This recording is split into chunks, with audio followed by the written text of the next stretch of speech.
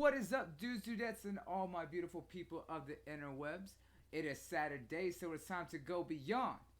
Welcome to the United States of Smash. Now, I gotta say, this show is going to be wild because I have some great guests on the panel tonight. A lot of first time comers, and of course, some of your favorite returning personalities. But today is a great day because we waited a week, and my God, has it been one of the hardest weeks to ever wait. You thought our episode last week trying to skirt around our talks was hard.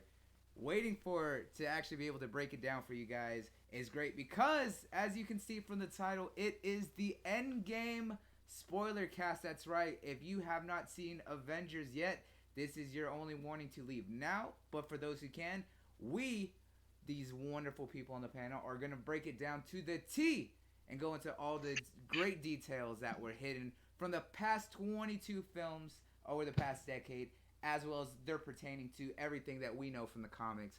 And we have a wonderful assortment of knowledge coming out today. So let's go ahead and introduce this wonderful panel.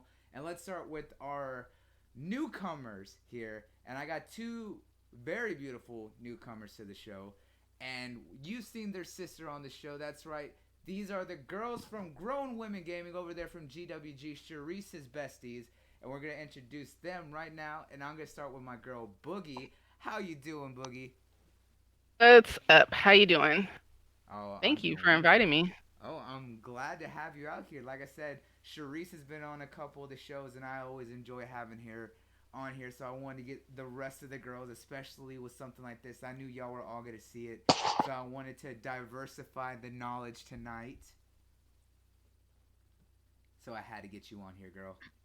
All right, I'm ready. You ready? All right. And of course, her partner in crime and her fellow grown woman gamer, I have to give love to the tech aficionado, the one who always corrects me all the time, Delilah HD. How you doing, What's Delilah? up? What's up? Thank you for having me on. I appreciate it. No, I'm glad for you to be able to stop by so on short notice and be able to come stop by for a little bit. It's good to have you here, Delilah. Mhm. Now, the next newcomer we got on the show today is a good friend of mine who I met last year at E3 and has become a good and close friend of mine and family. I gotta give love to my boy Megatron. How you doing, brother? Hey, what's going on? That intro, man. Thanks for that. Thanks for having me on. No, and it's great and to have you on, man. to actually doing more learning and then sharing a little bit what I've have learned from this movie. Uh, with it, man. It's pretty damn good. Hey man, I'm glad that you're able to learn something. Hey, and I'm glad to have you on here because you've been coming through the streams every now and then, always telling me that you're always learning something new about anime when you hear about my knowledge and stuff like that. And then when we get all these great people talking about comics, it takes you back and you learn a little something new. So it's always good to have that you have the experts and you have people not as knowledgeable and be able to get those different perspectives. That's why I wanted to have you out here with me, man. Thanks for having me. Oh, it's great to have you on because we're going to party again here in a few months with all the beautiful people that you see on this panel. And now let's get on to our returning guest. You know who it is, the man himself, the acidic assimilator. When 107 isn't enough, that's right, Mr. 108 Dragon CV, the legendary Lamethius. What is up? Life is good, man. Life is good. Thanks for having me. Uh, I love coming here. I get to have my personal nerdgasm. So always a pleasure to be here. Oh man, it's always good to have you on here. Unfortunately, you were telling us right now that you're not as hot as you typically are, but that's all right. Just having you on, being a part of this is always great to have, of course, man. So thank you for stopping by. And of course, you have your wonderful nerds here on the panel and your usual suspects. One of them, of course, Operation, was not going to be here tonight. He told us ahead of time. And one person is playing Super Dad right now, so he's going to be a little bit late. But we do have our comic book king, the artist himself, Mr. Behind the Scenes, Soul King. What's good with your soul?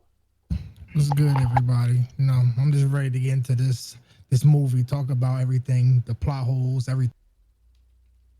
all the plot holes and your thoughts because man, you were waiting so hard for what all of us to see it, and now Yeah, you've been biting your tongue because last week you were having trouble trying to hold back and not say anything. yeah, but now it's free, so we can just talk about any spoilers. So All the spoilers. And of course, guys, you are on the channel, so you already know who it is. Bloody Knuckles, aka the Gothic Gamer, and your resident anime king here about to break it down with you guys, and I'm so excited for this. And if y'all didn't see last week's episode, we had our friend Hogue Law himself breaking down quite a bit of the finances and things about it and giving us his early impressions on the movie.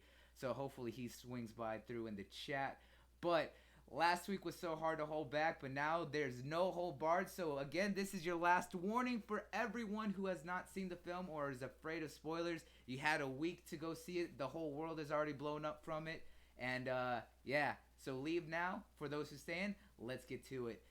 Now, before we break down the film, I do want to bring up some news about this movie because it has broken some amazing records and has literally taken the world by storm.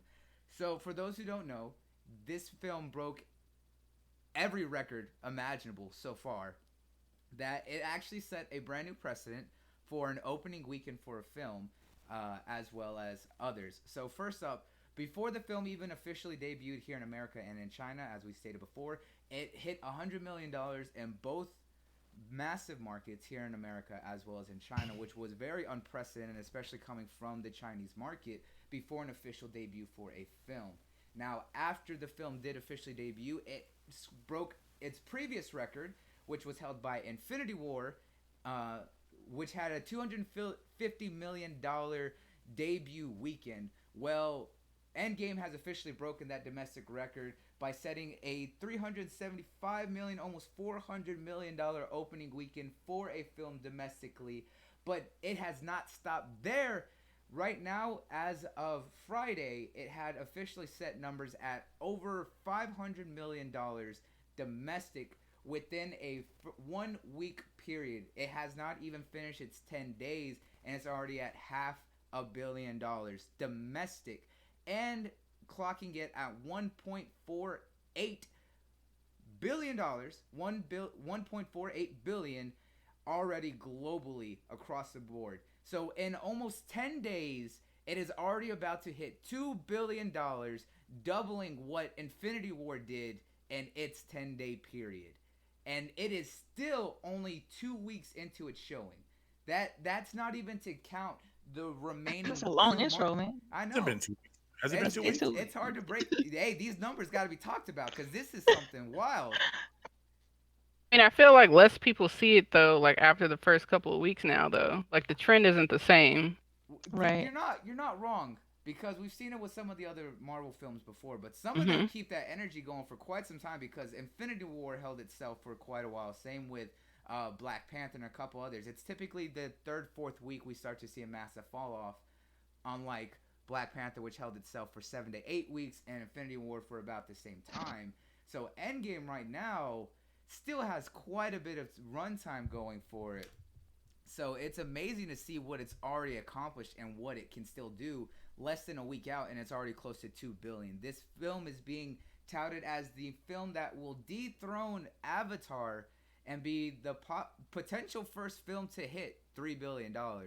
So I want to get y'all's Mm, thoughts on that before we start breaking it down. And Delilah, I want to get your yeah. thoughts first, girl. Yeah, sure. So I mean, I definitely think it has the potential to do that. It's a fantastic film, well produced, well written, great story arc. I mean, it's no surprise that it's doing numbers because all of the 21 movies leading up to this one were pretty huge, and so people are familiar with at least one of those movies. And knowing that this is the last one, you're gonna go see it. You're gonna see it. Uh, so yeah, I mean, I think it's definitely gonna do the numbers without a doubt. I mean, All right. I've already seen it twice, so I mean, I've contributed three showings to that film myself, so I'm helping add to that. Alrighty, well, thank you for that, Delilah. Boogie, what are your thoughts on these numbers and the records that it is setting? I mean, it's awesome. Like it's awesome to see anybody, make money on a film that took like years and to make. But like I was kind of alluding to already, I feel like especially with Endgame because it is such a wrap up. People hear what happens. I feel like not as many people are gonna want to see it in the theater. They're gonna want to just like wait. Like I know that all of us like love the franchise have gone out to see it the first couple of weeks, but Right. most of the casuals are gonna just like wait. I think, especially because I've heard so many casuals they didn't like the movie. Mm. Hmm. Really?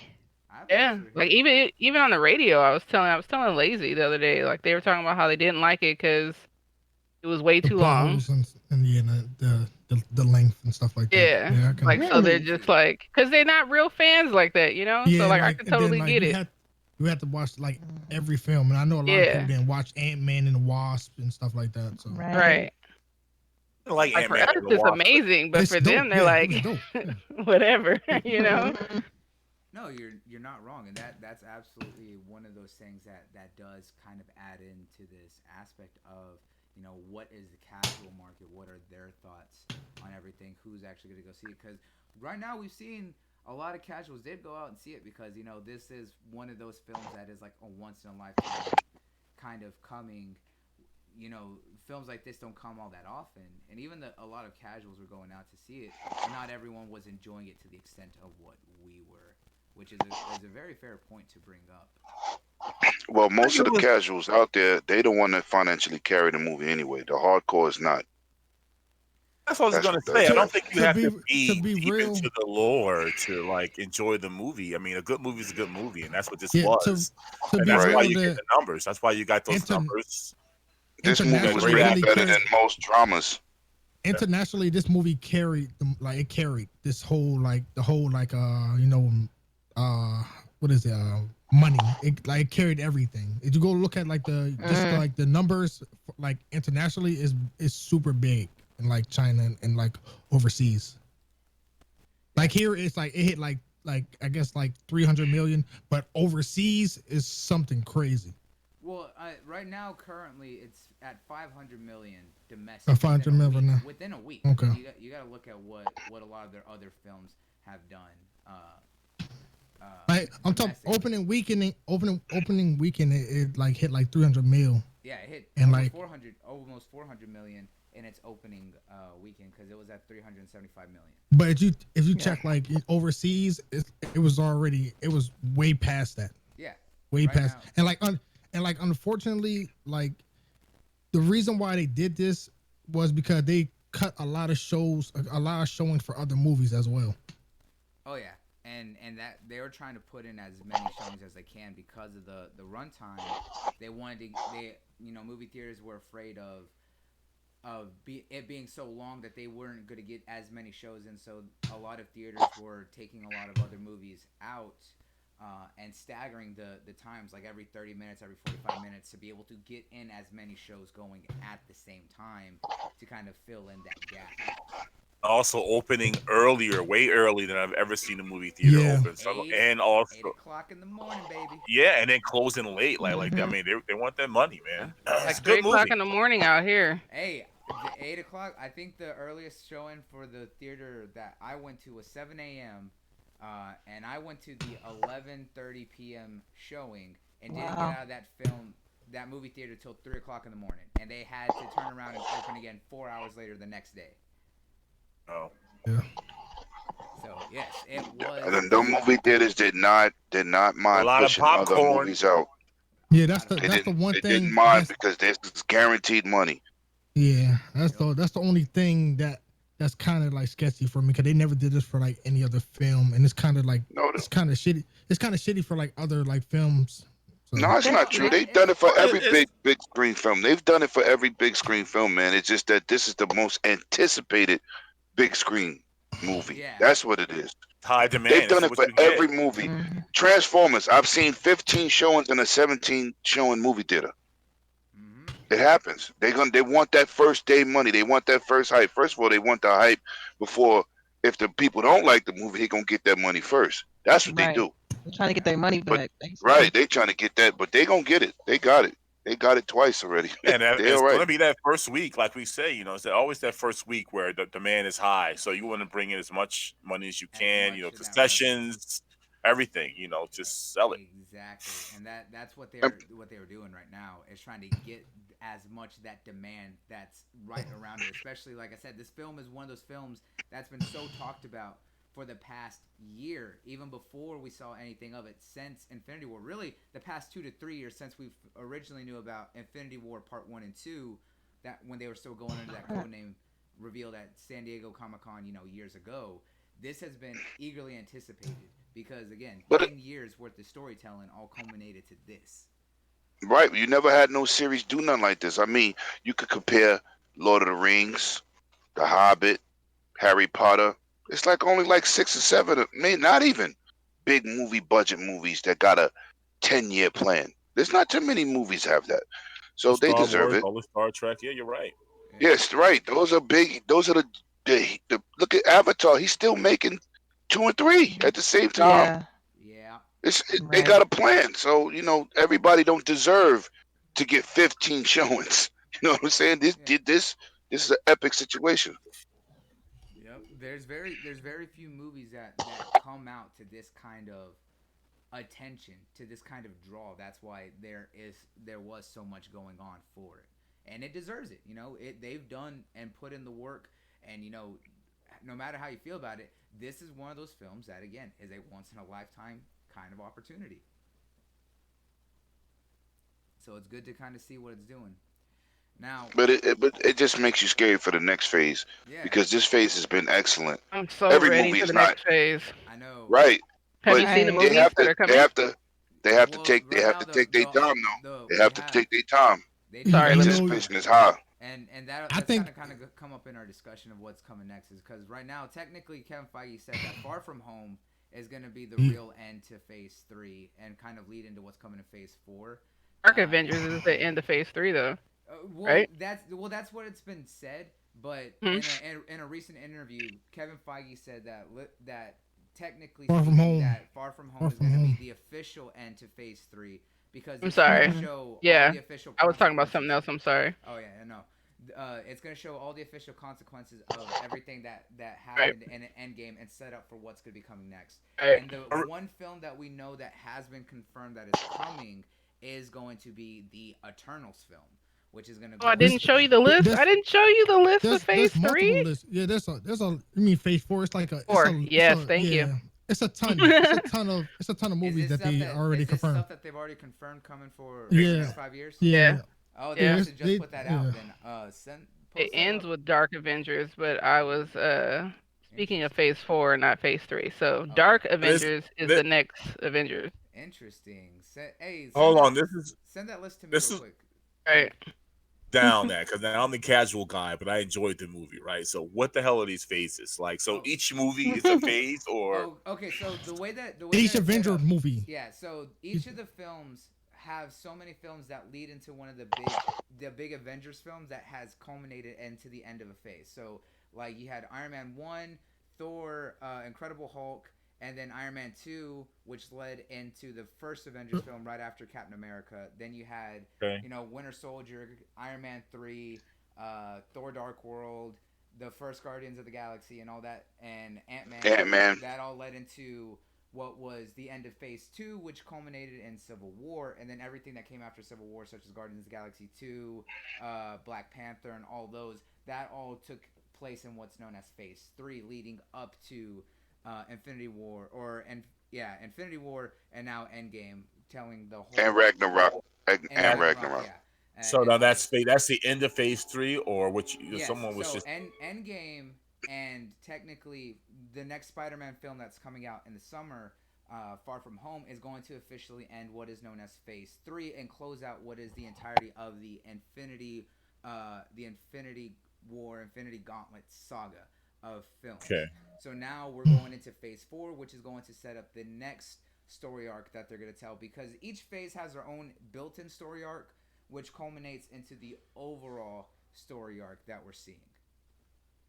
Yes, the Namor Easter egg, and we're gonna go into that too. My Mm. bad. So, did you send that list to me, Boogie? I can just you. Oh, I can I just thought you told Oh, King to send oh, it to it's you. My bad. I could just like name them off. We have we got the Widow movie. Black We Widow. have Right. the Eternals. We also got Shang-Chi. Oh yeah, I remember Uh, they confirmed that they're gonna be doing a Shang-Chi film, which is gonna be interesting. Guardians of the Galaxy 3, of course. Captain Marvel 2, of course. We're definitely going to get what's his name? Tom Holland. He already leaked that there's 3 films. So there's going to be another Spider-Man after Far From Home. And the What Black else? Panther. Oh yeah, Black Panther too. Yeah. It's so many. So like Yeah, you got the X Men Eternals, is right? gonna You be a said the little Eternals, bit right? longer. yeah. Oh yeah. And then we got Nova. So Oh Yeah, yes. Nova. Okay, that I'm excited for because I've been excited for Nova since they first introduced the Nova Corps in Guardians 1, and I've always been a massive fan of the human rocket himself, the living missile. I've been a massive Nova fan, one of my favorite cosmic heroes. Oh, and then I I think the think one that I saw that said that the Silver Surfer is supposed to be coming too, and they're gonna do Mm. another what's the name? Phase 4 is going to be Or super long. It's going to be yeah. super long. Well, It has to be because they well, this also one. got to implement the X Men within somewhere in that. Well, I'm pretty They're sure gonna that's gonna have come. to. I'm pretty sure that's gonna You come at know, the end. we, But they we said, can talk about this. yeah, We're gonna talk about the X yeah. Men. I got a theory. And I know your theory, and we've all known, and for the probably the newcomers don't know my theory, and I'll re-explain that here later, and me and you can kind of talk that one out. So, but right now we know that Phase 4 is gonna be long because just before Endgame came out, Kevin Feige said that the next phase that comes after 3. They already are setting up their 5-year plan for what's going to be the next 5 years worth of films when they were originally talking about what they're going to do with the X-Men until they had that all finalized back in November because it was still up in the air with everything. He wasn't given the green light. And he said that right now they don't have the X-Men planned out for the next 5 years worth of films. So we know that Phase 4 is going to at least That's be the crazy. next 5 years worth of stories that they got. So we know that they're going to be doing now a lot of solo films, and then of course we got some of the returning sequels and stuff like that coming back. So it is going to be setting up quite a bit of more characters adding into that ongoing roster, not counting the TV shows that are now going to be on Disney Plus. I just Yeah. I know DC is like, God damn, we ain't gonna never catch up. And honestly, that's fine. DC don't focus on catching up. They're starting to do Right. it. They got their groove going. Like I I'm officially Right. cool started if they watching. focused on TV series. Like I'd be cool with that. Like because they seem to do Yeah, that yeah, they better. need that in Blu-ray movies. Yeah, Mhm. I'll say this though. their last 2 films were pretty good, though, so I Yeah. can't get mad at them. Yeah, Shazam and Aquaman. Oh my God, were Justice good. League was like horrible though. I was Yeah. like, who did the VFX? Yeah. Yeah. Uh, It looked like Aquaman I did VFX it. was I had amazing. I had some I had issues with YouTuber. some of the characters. Some of the characters, but that'll be for another day. I'll get you to kind of talk about DC later, Boogie, because that's gonna be interesting. But Endgame started off very right off the gate. It went straight into what was happening to one of the characters that was missing in Infinity War, that no one knew what was going on, and specifically that was Hawkeye. We see that Hawkeye's having, enjoying the retired life with his family on his happy little on farm. house arrest. Yeah, on house arrest, but on his little happy farm, House arrest. showing his daughter to be the how to shoot, right? So he jokingly calls her Hawkeye as a loving nickname, but for those who don't know, she does eventually pick up that mantle. But when he's collecting the arrows for his daughter, while his wife is setting up their little picnic, he turns around for all of 2 seconds, and yeah, right out the gate, after Thanos' snap, his whole family's all gone. Right there, right in Like front of his started eyes. tearing up immediately. Yeah, Yeah. they did Hell, not, man. They did not hold back. With Yeah, getting they're you just right like, there I with would have that. punched you in the gut right now. Like, let's Mhm. just get this over with. They set the tone for the movie. They let you know right out the gate. This is You're gonna be seeing everyone really come to it, and it's gonna hurt.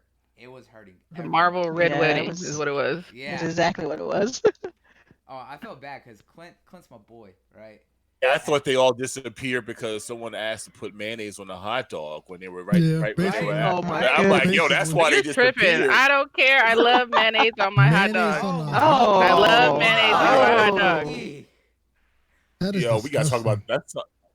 that's That's a Yeah, good man. topic. Hey, yo, We're gonna have you to get go. you get Are we that gonna have? elote with the Oh, mayo and the oh chili. oh It's the no. same. Yo, we do hot dogs like that out here, See, yo. snapping my fingers I'm good with right it. now. Somebody's Sharice, y'all yeah, all just disappearing. start snap. Even Sharice in the chat, she's Whatever. like, "Damn, Boogie."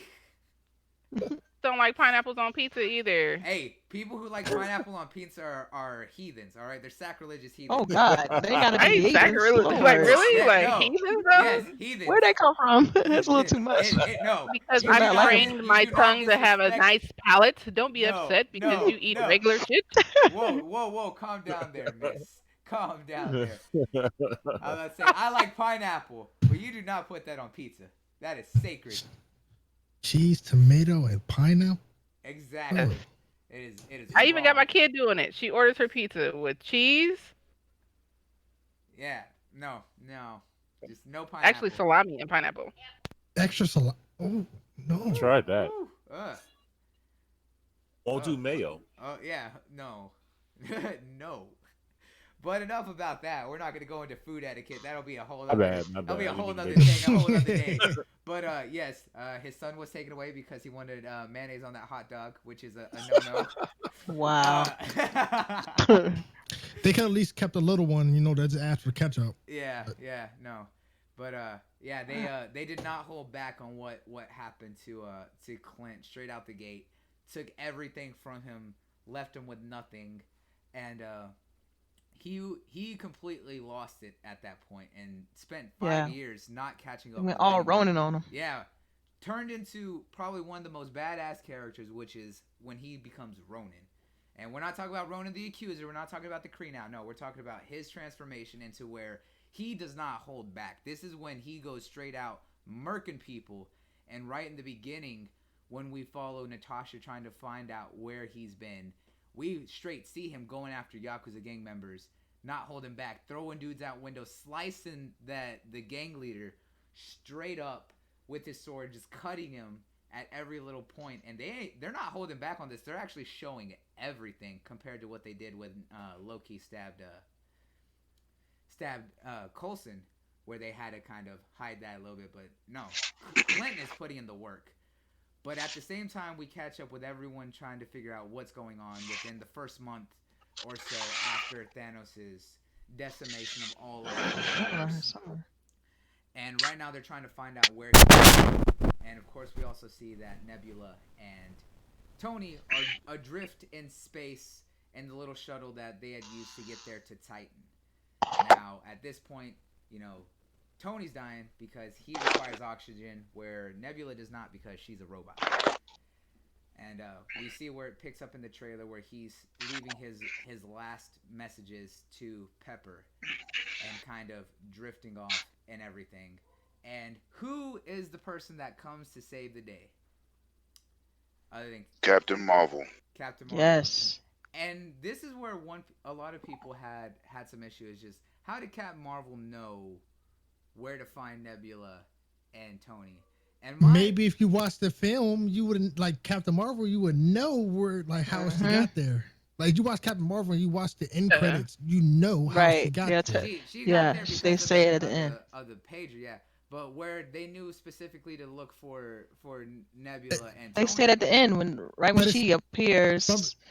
Go ahead. No, she said it's kind of not hard to understand. No. The my reasoning on how she knew is the fact of. No, I'm just saying it's just more. It's easier. That was Rocket's ship. Yeah, that was Rocket's ship. Yeah, and that's what I was saying is that it was Rocket's ship, and when the Avengers split up, he knew that half of them were going to Titan, while him and Groot went with Thor to what was the name of the space station where they went and had Stormbreaker forged.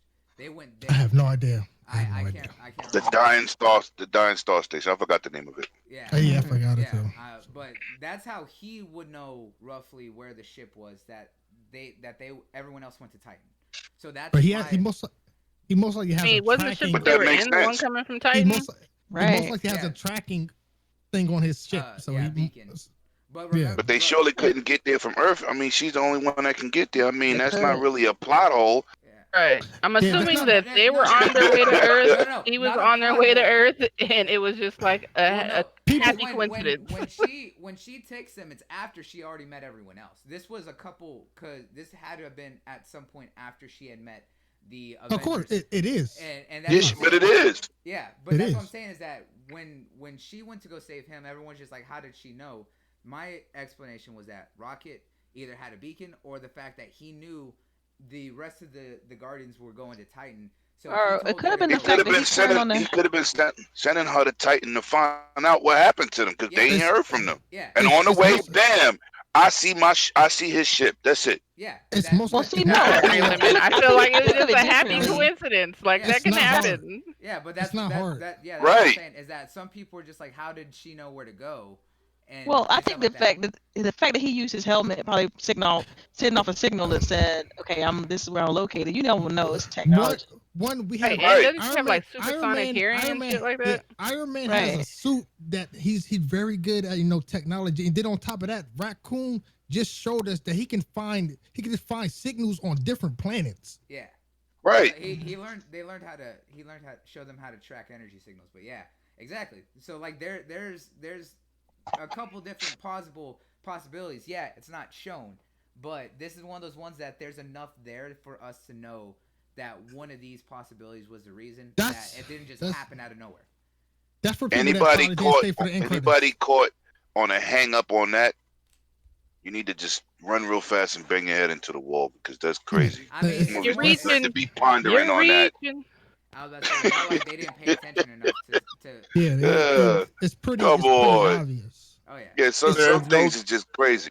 there's There's no like exactly. time two He don't between know major. where their ship is. He's don't There's know like where his ship two is. major plot holes, which is really not a hole, but everybody want an explanation for it. There's And I only Right. really explained two it. big ones. And trust me, It's only I two and, big. explained it and all. yeah, and I know. So you got some words for that. So we're Yeah, gonna a get whole that. bunch of people do, Yeah. man. But No, they'll fix it. They'll fix it. no, It ain't I no don't have no tarnish. problem That with movie it. was fantastic. People Yeah, I was don't have no problem with crying, it. cheering, high fiving. But mayo on Come hot on, dogs. right? Oh, People didn't even care. They spilled everyone their drinks. trash. Yeah, I was telling, I was talking on Triple's podcast. I'm telling you, the girl in front of me was like, "Yeah, you know what you talk about? Clap, high five, go Avengers!" I was like, "Whoa!" People had a good time, man. They had a good That's what time. it's about, though. And That's why we watch the movie. even if they want to even talk about the distance, she can like She's able quantum to, jump. yeah, Yes. she could fly across the galaxy in no time. Right. I mean, Matter Really? of fact, the galaxy is her backyard. Let's yeah, just be She- real here. yeah. She exactly. quantum jump with ships. She's She did flying that around saving Captain planets. Marvel. She did that in Captain Here's Right. the Marvel. thing, like real quick. So I didn't see Captain Marvel yet, and I felt like I should have seen it Yeah. before this. Like, did I? So I'm missing out on stuff as You're just well. missing that out would on make- the end credits, really, basically. Yeah, because you only gotta watch the last 20 minutes of that movie. Yeah. Damn, that's Really. disrespectful. You I'm know? just saying, you do. I I'm keeping it real. No, and I'm with Delilah. Like, I enjoyed the film, and I'm like a solid Captain Marvel fan, but a lot of that film, it wasn't about her at all. Like, the first hour of that film was all about everyone else, and like the last 15 was all about her. Like, in her own film, it wasn't even about her. Let's be real. No, it was. It was I about mean, her, but it's she an just got origin story. outperformed. They have to She got give you the outperformed. backdrop. They gotta say how But when Steel she doesn't started. feel like There's she's a tied lot. in There's her own a lot they gotta do. film. I know, but I mean, She got out. It was about her. I She mean, just the got budget outperformed. wasn't all that great either for her film, so She let's got be real with outperformed, that too. so. But yeah, you They don't sure really. You made just a need lot. to. You It just sure have to know did. about the end Oh, credits. absolutely. You don't have to watch Captain Marvel. You just have to Deadpool look at did the end same credits. thing. Deadpool did the same thing. Made a lot of money Deadpool was on a actually short good. budget. Like Yeah, it was. but that was good. Deadpool was like really amazing though. It was really amazing. But anyway, like you didn't really have to watch Captain Marvel. You just had to watch like the end credits. Same thing for Ant-Man and the Wasp.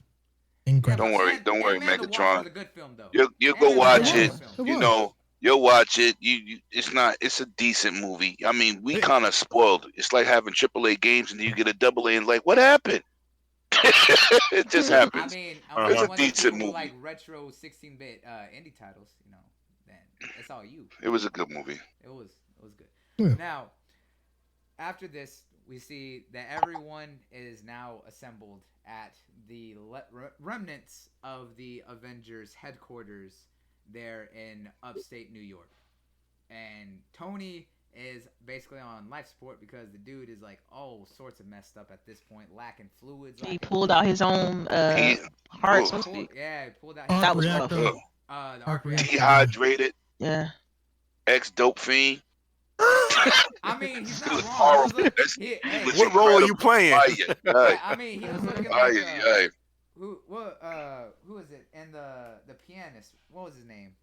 Yeah, Uh, that was such an emotional scene because you remember he was He like still upset with Cap, and Yeah, he's just like it if was he so was. emotional. Like if Yeah, you it were was. listening to me, we would when this one happened pretty much. Yeah, he's It just was like if so you And he was. good. warned Oh my god. everybody. He still was mad at Cap. Like, I told you. Mm-hmm. Then he armor rack. Yes. collapsed. Yeah, Yeah. When he fell to the floor, I said, "Oh, somebody pick him up." because not It only was that, some milk. he Oh. he made reference to what he said in Age of Ultron when he said that I wanted to build a suit of armor to go and protect the whole world, around the whole world, and stuff like Mhm. that. So he Mhm. referenced what he was saying back in Age of Ultron and what he was trying to originally do with the Ultron program. Um, But remember, they screamed on him for Age of Ultron. yes, You yes, they trying to did. play God? Yeah, Mm-hmm. but again, this is him still defending what he was trying to do back then, and that's why he was still mad at Cap. So it was definitely one of those ones where we really got to see Robert Downey really show that drama side of acting that he's done well before. What he Dude, did with Oh he yeah. does a hell of a job playing Iron Man. Yeah, And we he were does. talking about this Yo, earlier he today, does.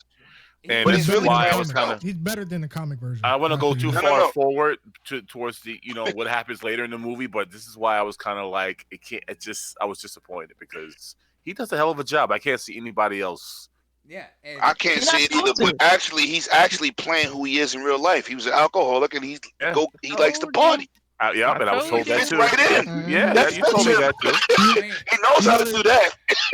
Right. he did an interview talking about. He's like, yeah, I don't play anybody else. I just play myself. So yeah, and Mm-hmm. that's what it is. Mhm. He had all those problems. He was an alcoholic. That's what Boogie was He did telling the me. Playboy stuff. He was on drugs, hardcore. He talked about that, and multiple times he said that he was able to kind of turn himself around just before he hit it big with Iron Man, and it kind of went from there. But that he knew what he was doing because he lived through all that, and he's done Mm-hmm. drama before. What he was doing But he's a with great actor. yeah, yeah, of he course. really showed the multifaceted aspects of Tony Stark, what made him such a broken, flawed character that you really love and also hate at the same time because of the fact that you've seen everything that goes through this character. You understand why he wants to do what he's doing out of fear and frustration, but at the same time, when he's not listening to everyone else, it's just like, why can't you get your head out of your ass? Tony Stark made Iron Man more popular than he is in comics. Yeah, Plain and Yeah, simple. because he's really he makes you him know, human. He makes him relatable. right. In the comics, he's super dry, and everybody focused on Captain America, but like in like live action, Tony, Robert Downey Jr. just destroyed it. Like, Yeah, him and Chris. I think But that's why, you know like, what Marvel did with a lot of these characters. They like Thor and the Hulk is really the foundations of the Avengers, and Tony Stark's and Ant-Man is really the brains. But they took these characters and elevated their personalities and made people attach themselves to these characters other than the main Hulk and Thor. Everybody wants to see Hulk and Thor do they thing, but they made Tony be relevant the way they cast him as being a genius. Like they couldn't have figured it out with Ant-Man, because Ant-Man truly Pym, is is it was Pym. Hank Pym. Yeah, It was Hank yes, Right. yeah, it was Hank So Pym. Pym. he's not the Ant-Man they got is not a scientist. You know what I'm He's a saying? thief. He's Tony really a thief, yeah. thief. Right. Yeah. So they made like Tony had to be in this movie to figure it out. Now they made the Professor Hulk. I'm saying like if Tony ain't there, Hulk Banner's smart, but he don't know all that stuff that that Tony Starks know. You know what I'm saying? He's He's seen They it know with the two time travel. separate. They He's know seen it. two He's separate seen it with the time sides of travel. yeah, and we got to see it right now because uh, they both worked in tandem, but they both had two separate types of right. knowledge. They coming from two different perspectives, man. 'cause Banner is good Tony with, is with like genius. with like actual like gamma ray and that type of science, but Yeah. like Tony is good with everything else. Tony's Yeah, like Tony- anything electronic. See, here's the Anything thing. electronic. Yeah, Everything is a else, no, basically everything see, else. Yeah, so where it is Tony is a genius engineer, whereas Banner is a genius scientist. That's what Oh, Chemist, just right? chemist. right, like Chemist. a. That's the Oh, other way okay. to say Right. it. He's a Yeah, chemist. yeah. But that's why when they work together and build stuff, their stuff is always beyond words because of the Didn't fact they that They they built don't. didn't they that both time work machine. That was together? like, Didn't they both work together to create Ultron or Vision? Yeah. One of them. No, no, yeah, Yeah. no, both of them Vision. created it. no. They worked together to create Vision, both in the comics and in Yeah, the movies. in the Vision, But it yeah. was Hank Pym who created Ultron originally in the Ultron, comics. yeah, in the comics, Yeah. yeah. Yeah, in the They comics, actually right? In the merged. They comics. actually merged together in the comics and shit. So. Yep. At one point, Hank Pym's consciousness did. Well, Kind of Hank Pym, they're gonna have to make him like the backbone of the science team but he's old, Kirk Douglas, man. Yeah, but I mean, He as might far not as be around for the next phase. They're gonna, That's they're bad Shuri to gonna, say, is uh, like but the new they're gonna, they're gonna, brains. they, Like yeah, they're gonna she's gonna piggyback be the off new of smartest Shuri. person that they yeah, got. Shuri, Right. right. Yeah, not Queen. they're gonna That again. piggyback off What of did you say? Shuri and Hank Sorry, Pym's Shuri. daughter, Oh, hey, Hope Van Dyne. yeah, Hope, and Bruce as well. It's three of them they can piggyback that from. So can kind of carry it going forward, but yeah. So at this point, we're kind of seeing the fallout of everything, of everyone getting back together, kind of licking their wounds, and kind of just realizing where everything stands. Now, the last part at this point is they're just like, hey, we finally found out where Thanos is and where he's located. Let's just let's go and get him. And all the leftover Avengers all gather and fly to his little hidden farm in the middle of the other side of the galaxy. And when they get there, Thanos is kind of messed up. We see him kind of walking through his fields, checking his crops, but dude's limping. We He's see limping. his arms all fried and messed up. And when he looked like he sits lost down, weight. yeah, he looked like was on some slim fast, not eating right for a while. And when you see him, like, dude is scarred and burned all the way up his body, all the way completely. And out of nowhere, everyone just slams through his house, grabbing him, holding him down, not letting nothing happen. And when they see him, dude is already all weak, all can be. They look at the gauntlet. The Infinity Gauntlet is completely destroyed at this point. And when they said what happened, he said, I got rid of the stones. He's like, I used the stones to get rid of them, and it came at a price. And he's like, I'm okay with that. And everyone's just kind of like, no, you're lying. He's lying. You're lying. He's You're hiding them. lying. They have to be hidden. And Nebula's the one person who knows Thanos better than any. They're like, no, I know my father. He's anything but Then a Thor liar. didn't have it. Yeah, Thor Thor's wasn't just having like, nope, not having it. Cut off his arm, took the gauntlet off, then straight took his head off. And when they're just like, what did you do? He's just like, I went for the head. Exactly what he told me to do. And then just walked off. And right after that, we see the time skip that we all knew was coming. We had talked about this for a while. We knew that there was going to be a massive time skip, and we see that it's 5 years after 2023. Yep, set in 2023. Everyone's still kind of coping and trying to recover from the decimation or the event, whatever it was being called. I think it was called the decimation. And Yeah, kind they of call it decimation. kind of seeing how everyone's still kind of recovering from everything. There's some people who went straight back into doing what they were doing. We saw that a lot of gangs and stuff were on the rise, and there's a lot of power destabilization because the world governments are all missing and kind of all over the place because half their population and stuff is all over. So some of the government officials are probably all over. So there's a massive power vacuum across the world, and we're hearing that it's across the galaxy as well with Captain Marvel. And when we see this, everyone has had quite the different look to them. We see that Captain Marvel is now sporting her look more reminiscent to how she is in the comics: shaved head, short hair, got the sash on. We see War Machine now in the Mark IV armor compared to the Mark III that he was in Infinity War. That he had. Rocket has a new outfit. Nebula is now rocking that nice orange little head plate in a different style. And we see that Black Widow went back to being a redhead and no longer blonde at this point. I swear It grew out. It grew that's out. the funny thing. It grew out. Yeah, but she's it's just red. stressing. She didn't cut her hair or anything. It just grew out.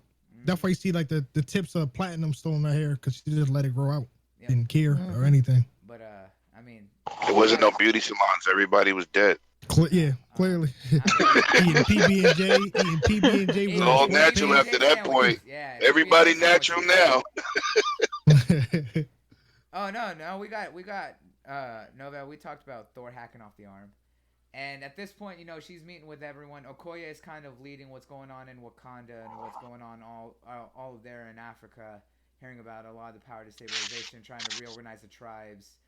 Uh, you know, Everyone's kind of off doing their own thing, trying to get stuff organized and figured out, and she's just kind of working with everyone. But there's something that a few people may have missed because it was very subtle. But when everyone's signing off, Rocket and Nebula sign off first, and then right after, Okoye signs off. And then all that's left is Nat, Cat Marvel, and Rhodey.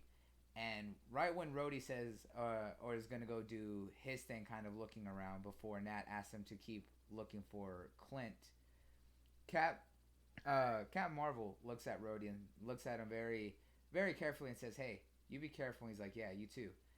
For those who don't know, that exchange was a little bit more focused on than anyone else, even if it was for a split second. And most people don't realize this, but Rhodey and Carol actually were a thing in the comics. They were actually very intimate lovers, and actually, what happens to Rhodey is actually what leads into Civil War II, which is what led Captain Marvel to kind of go against Iron Man for a second go around. But I was saying, unfortunately, none of that is going to happen because You don't think that they won't kind of. no, Yo, listen, bloody. We don't need you bending the knee No, for the Brie second time. no, Larson, hang on. I Brie Larson hey, you is like said it right now. campaigning. I'm saying you Can't, don't think like that. Leave Brie that Larson is alone. campaigning for that lesbian love right now. So it's like she's not, none of that is going to happen with Rhodey. Like she wants the date Too a woman. soon. So Interesting. that's why you didn't see in any other articles like they're like, yeah, we need to hurry up. Like Marvel needs to hurry up and like pull like something like this I did in the not see universe. anything like that. Yes. Oh, and also Interesting. like did you catch the hint about the tectonic plates? Yeah, And when they were talking about everything that was going on, showing where there was massive changes, they said originally that there was an earthquake in the Atlantic, and showed that that was right next to that was reported by Okoye on right there in Africa. And for those who don't know, that Wakanda has had quite the run-ins with the Atlantic multiple times because of Namor, the Submariner himself, Marvel's answer to Aquaman, the King of Atlantis, on multiple occasions. So this is probably some of our earliest like a potential little Easter small eggs Easter and egg. Yeah. potential teases for the Submariner himself making a comeback onto the screen. Yeah, I'm sure they're gonna bring You, him back just because of Aquaman. Probably, Mm-hmm. probably, but it's like how but he's one of the biggest like I can aspects see of the him. Avengers, and he I, came before Aquaman. It's just how they're gonna I can do him. see you I can see them doing think like a past you No, think film. I meant Past Namor film. is important? Namor was important. People don't know this I guy. know they don't know is this guy. They really, but I the said funny he Yo, wasn't. you're I they giving have too to. much no credit no to this hey guy, no no man. no no. I give credit because of the history I know and the knowledge I But have. But I'm the saying funny he's thing, not. His implications now is going to be interesting. I said he's not as important now than he would have been at the founding of the Avengers because he had big implications way back when. Now yeah, it's just interesting how it's going to play out. he has like a good story arc with like Wakandans back in the day, and also Yeah. they can't implement him until like they actually talk about mutants because he's a mutant. Yeah, So he's technically a mutant. Yeah. Well, you know what? Y'all know I'm a big comic book fan like y'all dudes. I don't care about that guy. I'm it's a sorry.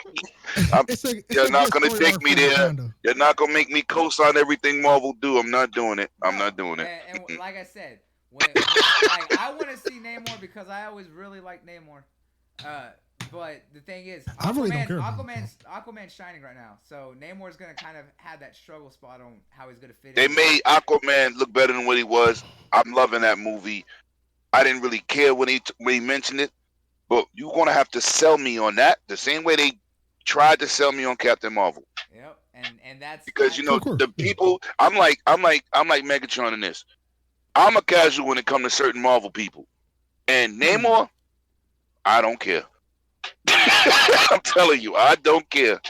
And that's Mm-mm. perfectly fine. Like I said, this one's gonna Namor's gonna have a lot more to prove now after, especially one his story, depending on where they put it in, isn't gonna be as or it has to be a lot more relevant than how it would have been in the beginning because he was one of the help started the Avengers and everything like that.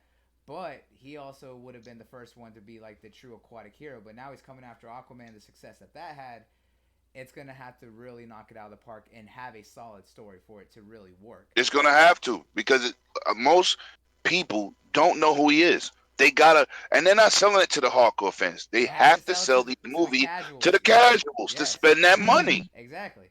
And Because that's the why. hardcore gonna run there, criticize, hate this, hate that. This shouldn't have happened. The casuals Yeah, don't know. they're They just gonna. want to see a They, good So movie. are we And don't better let off yeah, as don't cat? let Like, no, hardcore. and Don't are let we better? hardcore fans talk about Namor. It's gonna be terrible. They're gonna yeah, talk about like why doesn't he have wings on his ankles and all this nonsense. exactly. And that's Thing is, why Saul brought up the point is that either they gonna do him now and it's gonna be weird because of the fact that he's a mutant technically, or they're gonna do it in with his storyline with Wakanda where the Wakandans and the Atlanteans show their kind of battled history, between them and everything, because that would be the only way to really introduce him with enough relevancy in the universe as it is now.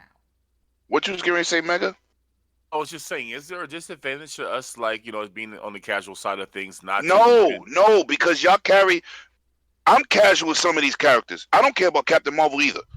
I didn't follow her. I don't care. I still went to go see the movie because I support Marvel. But let's just be real here.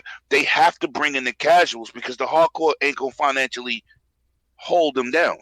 It's not enough of us. Yeah, Yeah, even The with the casual, gaming. hardcores was like kind of But protesting the Captain thing is, Marvel. now So I'm so pulled in. Like right? honestly, right now it's about time. But I'm so pulled in now that I want to kind of look at the comic books now. you're And gonna then be the No, kind of no, don't frustrating do is disappointed. it. that You're You're gonna be gonna be kind of disappointed. disappointed It and might confused ruin it for because you. there's so many variations of Yeah. all these characters. It's You're It's gonna kind like of be it's too like if late. you confused. don't read the right Yeah. Yeah, the you're gonna be right so confused. yeah, if you don't Yeah, follow the it's right path, the confusing same now. path that they're following, and then like There's Be- definite. Well, I'll tell you Iron this. Man is There's miles of there's story. So it's definitely. like because even earlier, like when you were trying to tell me when we was talking earlier, you were talking about Iron Man and the lore of that, and the different versions, and I felt left out. You're trying your best to No, no, explain no, to me. don't. Just keep up with the Marvel movies. You right in. Don't. Well, Listen, The comic books right. the cannot be followed. MCU well, version of hang Iron on, Man hang is the on. best Don't Iron don't Man. Is the completely best Iron dissuade Man. him. So Now, No, no, no. hang on, Hold on. hang on, Listen to hang what I'm on. saying. Listen to what I'm saying, Bloody. Hold on. You cannot follow the comic books because they're taking the comic books and they're In a custody making a battle. story They're doing around them. yes. They're not following. They can't follow the comic books they because take nobody. This they take like generation three don't know nothing about comic books. they I take know like that. three versions of like of a character. They take Marvel Right. Ultimate, Yeah. Marvel You know how like many people was mad at 919 Logan? and stuff like that. People didn't really follow the story of Logan. People didn't understand what was going on in that movie. It's because Logan That's why doesn't it even was have so. any It was comic critically. continuity. It Yeah, got yeah. criticized because people. You know who people know? Dude in the yellow suit going crazy. they don't know That's old who man they Logan. know. Yeah. They don't know old man Logan. That's what it threw it off. That's what And I'm saying. They can't take a comic book story and build off that. They got to take the characters from the comic books, take some of the story, and make a great story and characters around each character because comic books are dead. no. They are. I understand where you're coming from, Lemon. But what I was trying to explain is that yes, they have adapted multiple different variations, and a lot of the newer artists that are doing newer stories are the ones that are starting to become more prominent because it's the more known ones. However, what I was trying to say is that there are certain storylines that he can read if he's interested in learning the characters that really give you an idea of the character. They don't have to pertain to the movies or what's going on right now. It's to get them Right. introduced to these characters. That is one of the good things about him wanting to kind of learn and go into comics. There are storylines that people will recommend for those who don't know this character that'll give you a good idea of the history, where they are currently, and kind of give you an idea of that character and what the potential for them could be if they were to get a live action movie. That's what I was trying But to say is that there but are certain ones out there but for that. then that leads to what Dragon was saying. Like that leads to disappointment too. So like if he Yeah. it can lead it So can listen. lead to disappointment. Let me tell you what made me come to this realization. Y'all can hear me? Yeah, we can Hey, hear we you. Yeah. here, yep. Oh, because I'm on my cell phone. It's acting crazy over here. I went to Comic Con, my first Comic Con last year. I consider myself a comic book head. I was collecting comic books from the time I could even ask for. What I'm saying is, when I went to Comic Con, and I went into the DC area, and I'm talking Batman, and they showing me all these different variations of my man, Bruce Wayne. Yo, my eyes almost popped out of my head. Like, what the hell is going on? This is why Like you know comic books somebody, fell right? off. Yeah, it's like you Yo, think you it know was so somebody. confusing. And I'm a comic book person. I said, yo, I'm not even That's why. thinking about getting back into comic books after that. That's why they had so many events with having to clear up, because that's why they created this multiverse, because multiple different artists started doing their own stories with the character, and they're just like, oh well, this is a different Right, universe. That's why we had right. events like what came up with Secret Wars and Battle World in the Marvel universe, or It's Crisis on Infinite Earths in DC. It's to clear out the multiverse, kind of get everything streamlined and only down to 5, 6 universes that they're going to focus on but but and use as but their main. let's take the Avengers. Before Endgame came out and Infinity War, what was they talking about in Civil War? They was talking about Captain America really working for Hydra. Remember, that was the big conversation before Civil War came out. I'm like, they're not gonna do that because they're gonna throw off everybody. And they sure didn't do it. Certain things you can't bring in the from the comic books because you're gonna mess up. You're gonna mess everything up. Everybody thought that Cap was going to die. Everybody thought he was going to get Yeah, killed. exactly. I was honestly, I was one of the people caping for Cap dying, because that's what I wanted out of Civil War. Because Because it's like how it that's should've how the been. comic is. Yeah. That's how the so see? But I mean, So, like, I was disappointed because that's what I knew, but I still liked the film for what it but- was and what You it see, did. Megatron, your boy Lemon always got you. Don't follow the comic books. You be just like No, us. again, I'm also more hardcore than the average. Like I said, he can get an idea of certain storylines, but he doesn't need to follow what they're doing now. I was like, what they're doing now is completely whatever. We know what They trying to what throw movie. you in the deep end. Yeah, they can try all they want. But what I'm saying is, we don't know what storylines that these new characters are coming from. I can give you a storyline right now for Nova that I would say, hey, this is a good idea to introduce you to the character of Nova. What they do now is completely up in the air, because we don't know. We don't know what they're gonna do with the Human Rocket. But I can give you a story. So, That's another character. That's another character I turn into a casual on because I don't follow them. They have to sell it to me. They have to. They still got to sell Captain Marvel to me. That movie wasn't that good. I know what it's trying to sell it to the casual, and that's what I'm saying.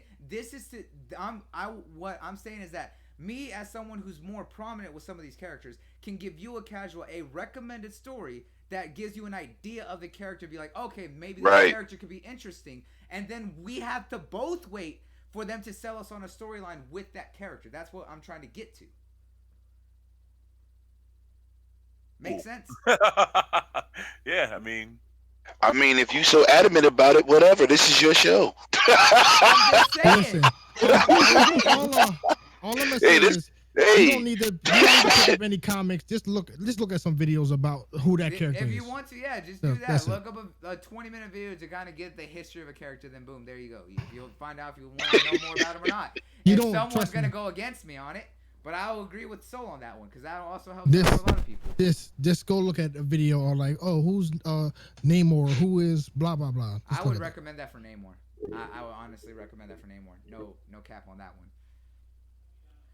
But like everything else, like comics are very like. I'm about to put my confusing. Delilah card. Where we at in these topics of Endgame? Where we Yeah, left. that's what we need to go. Y'all went left. Yo. Bring it back. That's what we All really right. need to talk about. Delilah, I'm surprised you weren't, Man, I'm over here playing Crackdown 3. I ain't worried about that. Y'all this girl over here. like an orb. Where we left off was kind of the meeting right there with Nat kind of leading everyone left over. And as this is going on, Cap is currently at a kind of like a counseling circle, a group kind of. Oh no, he's in a vet counseling service. That's what he in. He's in an AAA meeting. Stuff like that. Yeah. Was it a Exactly what he was doing. They're kind of talking about everyone's kind Talking of. about Mets, Yeah, baseball and shit. Yeah, they're talking about everyone kind of come to terms with and still trying to move on from the desolation and everything like that. And it's hearing a story about a guy who's just like, yeah, I went on a date with someone for the first time and we were talking and things were kind of going all right until someone mentioned something, then it just got quiet. And you're just like, well, Talking about the Mets. Yeah, talking about the Mets. Yeah. And Then Cap is lying to these folks. Yeah, he's just like, hey, it happens. Things kind of go, but he's like, we just gotta move on. He's like, it's not bad anymore. He's like, we're still here, we still live, we still exist. He's like, we gotta carry that on going forward. He's like, we can't let Lying to everything But He these go. lied to folks. people though. he He didn't lying sound to these confident when he folks. said He it though. didn't. No, He he did Yeah, he not. didn't. lying to these He folks. He was sounded depressed as like, But dog shit. hey, yeah. hey, he is America. He is America at that point. He, He's got to hold on to that hope. He's got to keep it burning. But That little bit of hope, right? yeah, if he's you don't move, if you don't move on, then Thanos should have snapped all of us away. Yeah.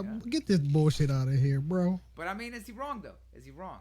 He's like, it's always that little bit of like. No, I'm gonna hold a grudge. Hell, Technically, he yes. isn't wrong, Yo, but listen, come on, man. Let's listen. be real. Captain America is overzealous. Even when he fought himself, he's like, yeah, I know. Like, Yeah. he know he's a little gung ho. Like, all right, buddy, Yeah, we've but- been here before. Yeah, but but that's the thing though, right? That's the thing is that we're seeing him trying to stay as optimistic as he's always been because he knows that he is the kind of the rock for a lot of everyone, whereas Tony was always the soul and kind of what brought everyone together and what everyone's built around. Cap was always the foundation that kind of had everyone kind of hopeful and believing what Tony was wanting to do. And right that point, we saw him lose pretty much all the things that really mattered to him, and he was completely broken, but he has to try and take that situation and somehow stay hopeful through it all. And unfortunately, he had to lie through his ass, and it did not work. But He seemed pretty fine to me compared to everybody else. He's shaving and everything, so like, he seemed pretty to fine to everyone me. else, but I mean, if you Because saw what like was Black going on- Widow looked like she ain't take a shower in forever. Right. Like she ain't been Oh, taking care of I mean, nothing. wow. Her hair, Perfectly her fine. dye job has just grown all the way the fuck out. Yeah, like she looked Yeah. straight depressed. Like she Yeah, was her depressed. ends were split and all that. Did y'all Cap- peep Hey, that? yeah, but remember, Sharing jelly hey, sandwiches and yeah, shit. Like they but broke. Boogie, that's even what Cap said. He's like, "How long has it been since you showered?" And she Yeah, says- he said that. Cap, yeah, Cap she's comes like, "It's in been a while while." she's crying and makes jokes. That's what he did. Yeah. He broke down. He making jokes. But you know what's crazy? We remember all these little damn details. That's what they did properly. Because I could, Oh, yeah. I got some favorite Yeah. movies. I don't remember all the scenes like that. No, Even though I saw it twice, I saw this twice. I'm going again on Tuesday again. I'm going again. It's only I'm going certain again. movies I can remember. I want to every see it detail too. I from. want to see it. I want to see it also. I've seen Was it all- anybody I've seen it 3 disappointed times. at all in like how Hulk was? Yes, I love I it. preferred. Mhm. all You right. think of- So You think Oh my yeah, God. A lot of people were. that's where A lot of me people and were. Solar wait from how he looked. no, I'm just saying in general, like what they gave us. Like, of course, Professor Hulk First was, of like, all- good, Yeah, Professor but he Hulk. didn't fight. He didn't fight. At First of all. all, he had no fight scenes. Let's just go Yeah, back to exactly. Infinity War. Thanos Oh, cannot do that to him. He would have to Still on my use a Infinity War, stone man. to do that to him. He cannot grab the Hulk's punch, bend his arms backwards, and pimp slap him. That would not happen. Thanos is actually like really strong. Yeah, It's super strong. Strong, and at that point, he had Yo, hold on. the space stone. But remember, hang on. So where Hulk's power Hello? is, where Hulk gets Yeah, his we power can. from. Yeah, we can hear you. I think it's his. I think he His cut out. phone. Hold on, hold Yeah. on, Yeah. hold on. Yeah. Well, for those who don't know, Hulk gets his power from the more angrier he gets, the stronger he gets. But he kind of loses himself a lot more. Well, what makes the Hulk's greatest strength is actually Professor Hulk's greatest weakness. Because he has the strength of the Hulk, but he has the mind of Banner. And the more angrier he gets, he actually shrinks down back into Banner's body, into a small human frame, but with the, feral mindset of the regular Hulk. So the angrier he gets is Hold on, actually I'm going trying to to- hold on, ruin hold on. Professor Hulk more. Mhm. But that's Why you that talking stuff. about- That's comic stuff. So like But we again, not. I'm good. on a we don't podcast. know- we don't I'm know like, the- man, they don't care about that. Yeah, we don't know the I am extent of it, thinking but about that's it. what I'm Talk. saying is that as Want far to as get we out and know, hear the music? but we kind But, of like- know that he's still strong, but he's just like, he tried to stay But- calm through but- everything. It's still like they still didn't give us a fight scene at all from the Hulk. The only thing we kind of saw was him holding up all that rubble. As he Well, that's did. not really. I mean, it's kind of Universal's fault for that. I mean, Oh yeah, Yes, of course. Yeah.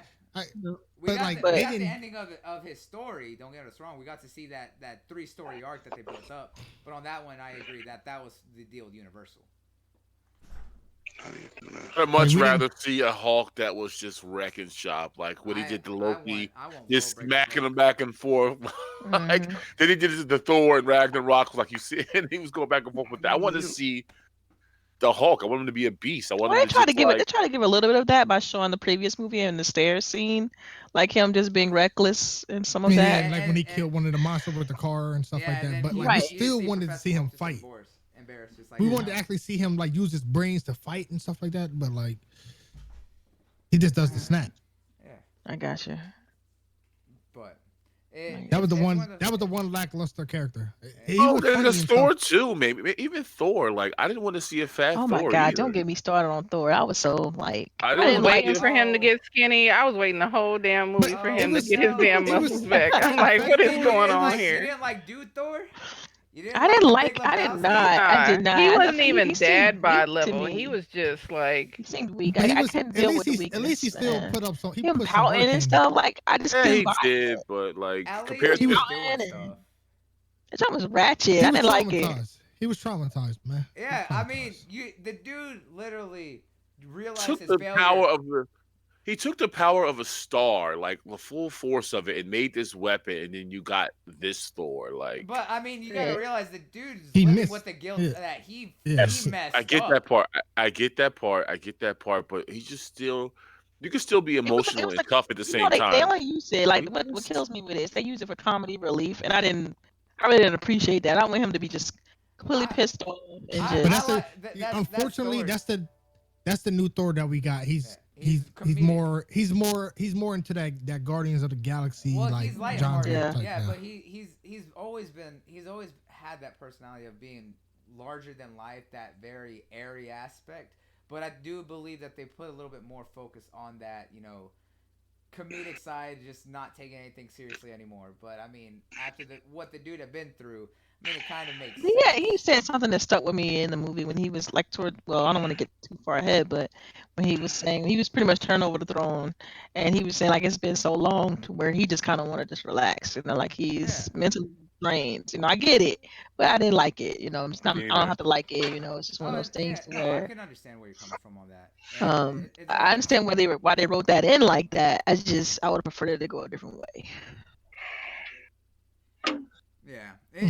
it's one of those things of where you're gonna be put out on one side of the coin or the other, depending on how you felt about all that. It is gonna be And it one of those didn't. things. It also, it's being a lady too. Like the only eye candy we get, and they just ruined it. Like, come on, man. We still had I'm America's sorry. ass though, Come on, though. Right. Let's be real. Let's. I did not because notice that part. How did you notice that, Bloody? because the fact that wait, how do you not notice that? It was right Wasn't there go- on Yo, look, screen, look, look. That fucking. was not for the dudes. I That was wasn't gonna not for say the anything. dudes. Hey, as Paul Rudd said, he's like, as far as I know, your ass is America's ass, Cap. It goes in the unmentionable category. I just, you see it, but you don't say nothing about it Hey, because of Right, hey, right. how it looks. See whatever. something, I say don't care. nothing. I don't care. Everyone else mentioned it, and he's just Whoa, like, you whoa, know what? That whoa. is America's ass. When you have three no, characters all talking y'all about was it, looking at his booty. It's all right. Yeah, come We yeah. on kind of now. had no choice. They put it in your face. So Exactly. Hey, They hey, You focused know what, it on little don't it. boogie? I'm gonna matter. act like I ain't hear Y'all that from You you, crazy. you could sis. have been like, oh no, I gotta close my eyes. I can't see this shit. Now we gotta do like the Hmm. kids. Cover my eyes. Cover my Right, eyes. cover your eyes.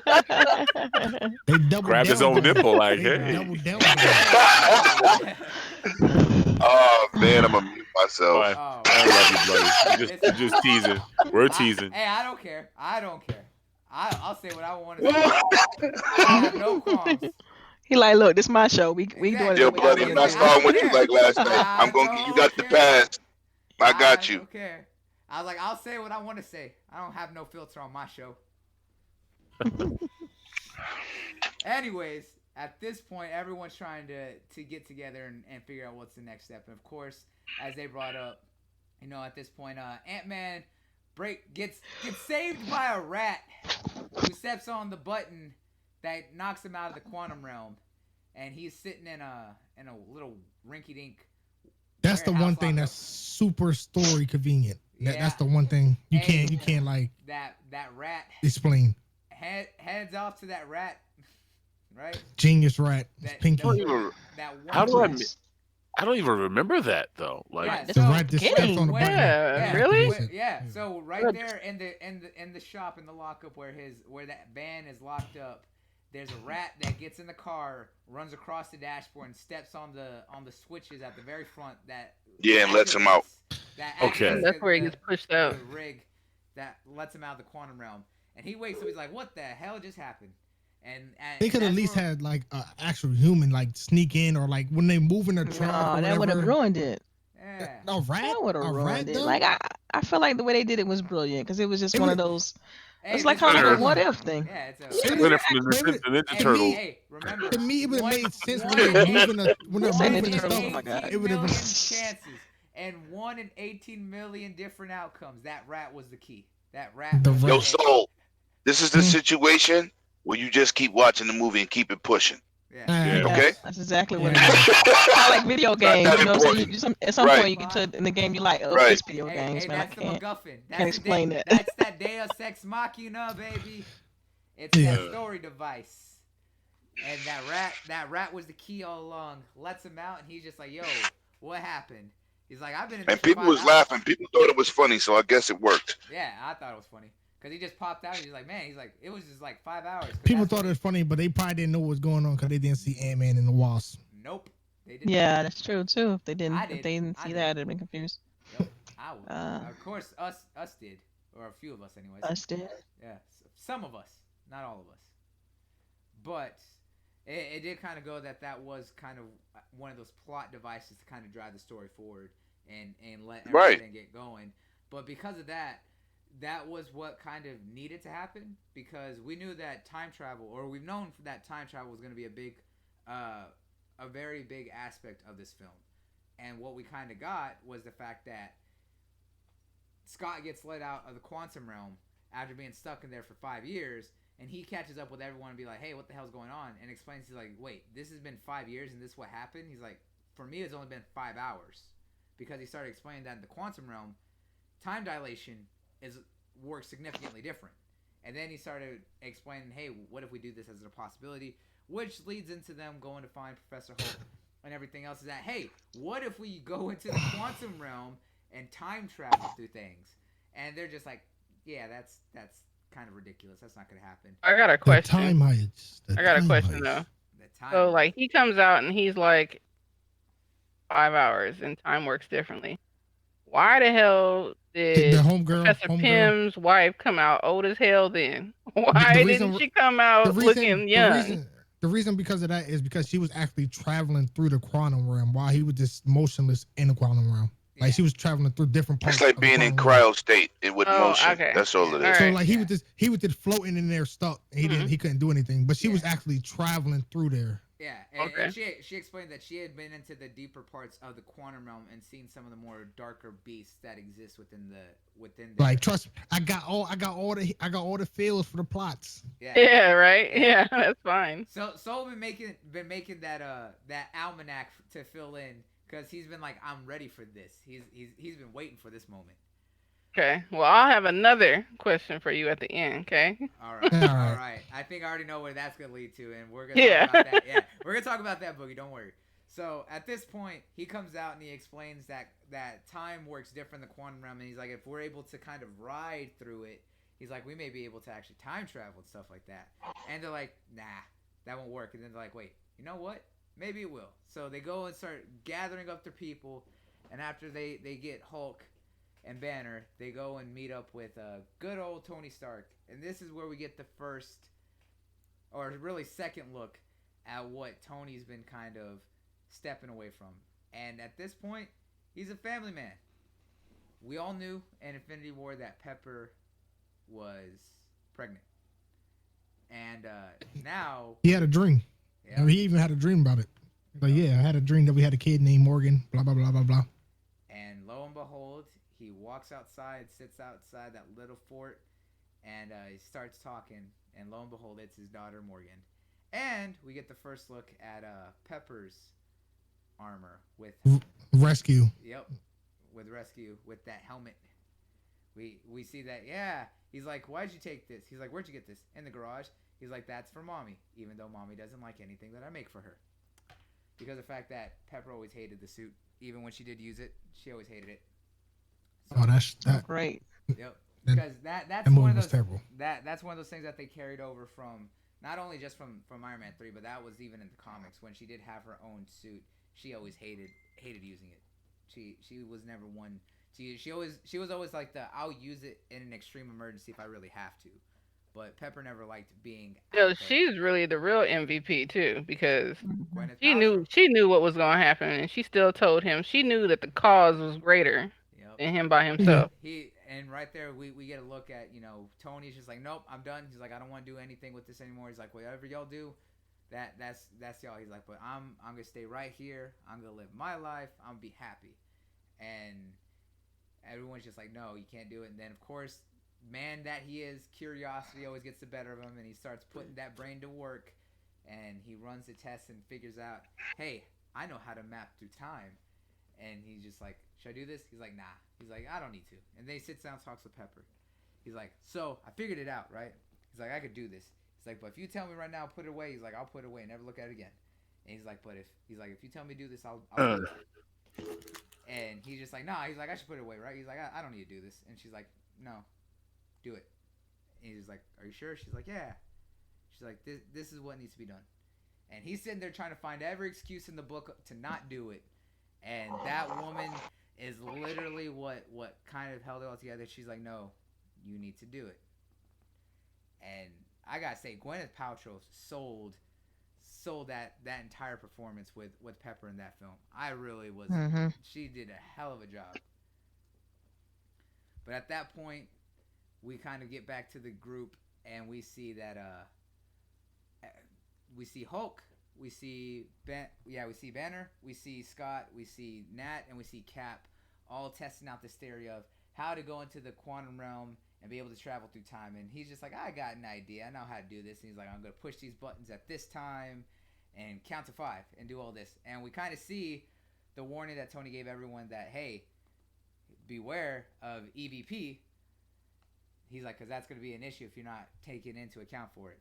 And we kind of see that Scott's going through time, but really time's running through him. So we get him seeing turn into an old man, then turn into a kid, then a baby, and then back to himself. And then you know, at that point Tony shows up and he's just like, hey, he's like, I got an idea. He's like, Cap's just standing outside, he's talking with them. And he's like, let me guess, didn't work. Time travel through him, not you travel through time. And he's like, yeah. He's like, I know exactly what's going on. And they all come to the point of, yeah, it's good to have you back. And he's like, we're gonna do this. We're gonna do it on my terms. And it kind of sets everything up. We see Gamora, or not Gamora, Nebula and Rocket show back up. We see, Rhodey. yeah, Rhodey show up, and Scott's just kind of sitting there and getting all Some knocked around. tacos. Yeah, with some tacos, with good old and he just his taco gets blown away. Professor Hulk just walks up and gives him some more tacos, and he's like, here you go, Mm, here you go. yeah. Like everything's Then all we see normal. then we see Fat Thor. Yeah, then we see Fat Thor because they go off to go find Thor because it's Hulk and Rocket. They go off on their little journey to New Asgard.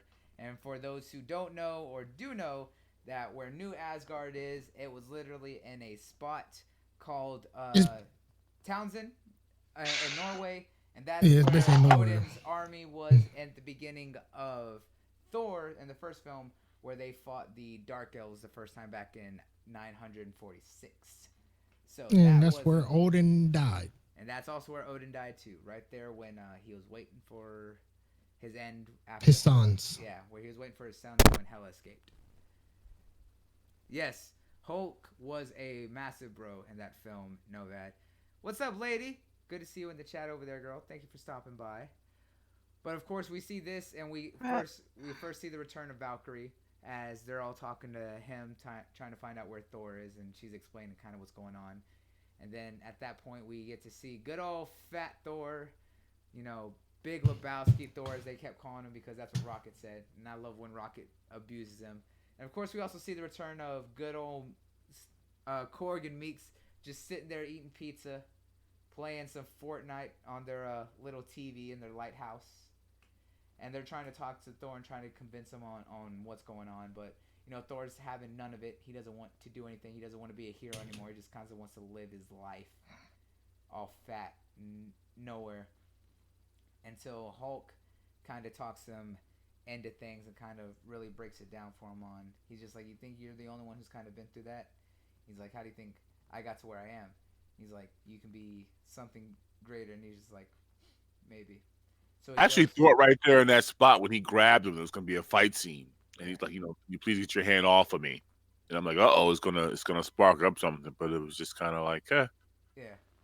He that even. Good to see Hulk just like Marvel ain't gonna do nothing good with the Hulk until they own him. Yep. well, he's That's what yeah, they. It's petty. Disney and Universal is petty, yeah. Well, and Universal's as kind of long as getting they're petty now. feuding, I mean, right? We're gonna pay for it as Hulk fans, yeah, it which is sucks, but I pathetic. mean, hey, but I mean, did you see what we got with Incredible Hulk? I was not happy with that, and that's Wait, partly when because of the fact, Incredible I what? wanted to yeah, see Incredible World Hulk. Breaker Hulk like I the want, rest of the world. I know, I wanted to see World Breaker Hulk too, but The dude that Listen, when Thanos got crazy, he started spinning swords. Hulk would have walked up to him and bitch smacked him. they Game gave us over. World Breaker. see, They gave us their version of World Breaker Hawk in Ragnarok. So yeah, I Nah, mean, no, they didn't. that No, was they didn't. Gladiator Hulk. That was Gladiator, right? We Yeah, didn't see World Breaker Hulk, the because we, unstoppable I was about to say Juggernaut Hulk. we're we and I was like, we haven't we're even seen the Hulk do the gamma we're clap. All right, we're never going to see no World Breaker Hawk. you don't know. Now we're going into the If cosmic, they and then get we're him going. back, they'll do it. Look, we're going They're not cosmic gonna now. give him no more shine. He has shine for like three Hey, y'all movies, bring two it back. Go movies. back to the Yeah, shows and start bring it talking back. about. Yeah, Yeah, go back to the show. Bring yeah, it back. Every time you mention Hulk, lemon goes on Right, the yeah, table. right. yeah. Yeah, Both of because y'all, me and both of my man y'all. King David is upset. We traumatized. I I know, need counseling. and I get it. I understand. I was saying I want a World Breaker Hulk too, but that might come later because now we're getting cosmic. Now we're gonna see powers that can actually destroy worlds. So then we see, maybe. Anyways, at this point, they're talking about what they need to do to get the Infinity Stones and how they may be able to travel through time and get them. And so they're explaining where each stone was, when it was first encountered by everyone, and kind of where their experience with it. So first up, we get Thor, all drunk off his fatness and didn't even know, couldn't barely speak, and was talking about the ether. And then of course we started reminiscing about old Natalie Portman, and you know she don't matter no more. But he was explaining about what was going on with that when it happened, and as many words or as few words really as he could, and nothing really good came out of it because it was all nonsense. Then of course everyone kind of go through their story. They explain the time stone where it was. Rocket was talking about when they first encountered the Power Stone and how they all came to it. Nebula also commented on that. Then of course they talked about the Tesseract when they first saw it during the events of the Battle of New York. They talked about the Mind Stone and kind of how that was in Loki's scepter and everything, and just kind of organizing everything out. And then they all realized, hey, at these different times, at these different places, there was multiple Infinity Stones. They're like, why don't we all just kind of break up this way and go after these ones at these select times? So instead of kind of seeing where they were all over the place, they decided to go with the aspect of, hey, these were all together at one time. Let's kind of do it that way. So it was a good way for them to kind of minimize having to go extra out of their way for Story different time. areas. Yeah. But it kind of worked out for them to be able to kind of keep it in one time frames for all these different areas. So at this point, they start building. Banner and Antony are building the machine that is going to test run and be used for traveling through the quantum realm. And at this point, Nat disappears, and she goes and finds Clint, and he's doing his Ronin thing, right? And then she finally convinces him to come back. And then right now we're hearing Scott kind of break down. Hey, the Pym particles, all we got is enough for everyone to make their trips there and back and only do a couple test runs. And of course, Scott being Scott messes things up and wastes them at that point. And then Hawkeye decides to volunteer to be the one to go back in time. And lo and behold, he goes back to his happy little farmhouse and sees his family alive at this point and is kind of freaking out and tries to stop them or let them know and ends up getting pulled back. And we kind of get to see those heartstrings pull on what's affecting him kind of through all this film. As you brought up, Boogie, that they did not hold back with him. They kept teasing the boy the whole movie. Every time with his family. It's not fair. on what they were doing. But at that point, they kind of show that it all works, that's possible. And then we see them all kind of getting their own little Ant-Man suits. That is what's going to allow them to travel through the quantum realm. And of course, this is the Avengers outfit that they use to be able to kind of go through. At this point, they split up into teams and all go how they're going to split up into different time eras, different years. They know that Rhodey and Nebula are going to go for the Power Stone in 2013. 2014. Was it 2014? Oh yeah, 2014. Yeah. And then Nebula is gonna go, no, Clint and Nat were gonna go Clint to the top, Vormire. yeah. Yeah, they were gonna go to Vormire to go get the Soul Stone, and then Thor Rocket. Thor and Rocket went to 2013 to get the Ether. There and 2014. Was that 20? No, that was 2013. There was three separate years. It was 2012, No, 2013, it was 2014. no. It was both. There was three teams in 2014. No, because the Battle of New York was in 2012, and then that was in 2012. That was 14. That was Tony, Steve, Hulk, and Scott in 2012. But that was 20. Yeah, that was 2012. But they also, the Ether was in 2013. That was. It was in 2014. No, because 2014 was what was going on in space. I remember that. They're all in 2014. Remember Doesn't they changed matter. I the mean, we got to timeline. get our impressions in. So like, just Yeah. someday in the 20 teens. Let's keep it moving. Everyone splits off in their teams, and then of course we have Hulk, Tony, Cap, and then Scott going into 2012 to get the Mind Stone, the Space Stone, and the Time Stone. And at that point, Thor kind of Hulk, after they arrive, he sees himself going crazy, and he decides to run off and go speak to the Ancient One to go get the Time Stone, while Tony, Cap, and Scott all work out their master plan to get the Mind Stone and the Space Stone at the same time after the beatdown that Loki got and everything. So at this point, Hulk arrives to see the Ancient One over there on Baker Street, what's going on over there, and explains that he needs the Time Stone, and the Ancient One is already aware of kind of what's going on, because the Ancient One is able to kind of see through certain bits of time, just like Doctor Strange is able to. So he starts trying to explain and trying to get the Time Stone. She's not having any of it, and Banner gets knocked out of the Hulk's body. And so they start explaining how time travel works and being. This movie's 3 hours. You so bloody. You definitely gonna go through the whole movie, huh? I mean, this movie 3 hours long. It's Yeah, gonna be we like gonna 8 take hours by the 3 hours time. for you to describe it. My bad. So I'm just saying, like, at we this- gotta give our at impressions. this That was an point, awesome the key scene, points. though. That was an awesome scene. That was an awesome scene when basically he we're was seeing about to everyone raise him. go through the whole aspect of trying to get their different stones at this point. Nebula. I feel like I'm literally sitting here watching the movie. You know what I'm saying? That sounds crazy. I mean, Anyway, I so- guess that means I'm just doing a good job of recreating the scenes. That's no, it. it's cool. It's awesome. But man, you can But I can know. make like a. So everything's going off at everyone's doing their own side missions at this time. Rocket is trying to convince Thor to stop being a little whiny baby and go speak to his mom and help him get the ether. And then Thor sneaks off to go do his thing, while Rhodey and Nebula are waiting to just knock out Quill and get the Power Stone. And then Nat and Clint are fighting each other on Vormire of who's going to go over the edge after they meet with the Red Skull, and he explains what needs to be done. At that point, Nebula actually sacrifices her arm to kind of go through and grab the Power Stone out of the little hidden temple thing. They are about to leave off. She gets knocked out because at the same time, her consciousness is being sent to the Nebula of that time frame.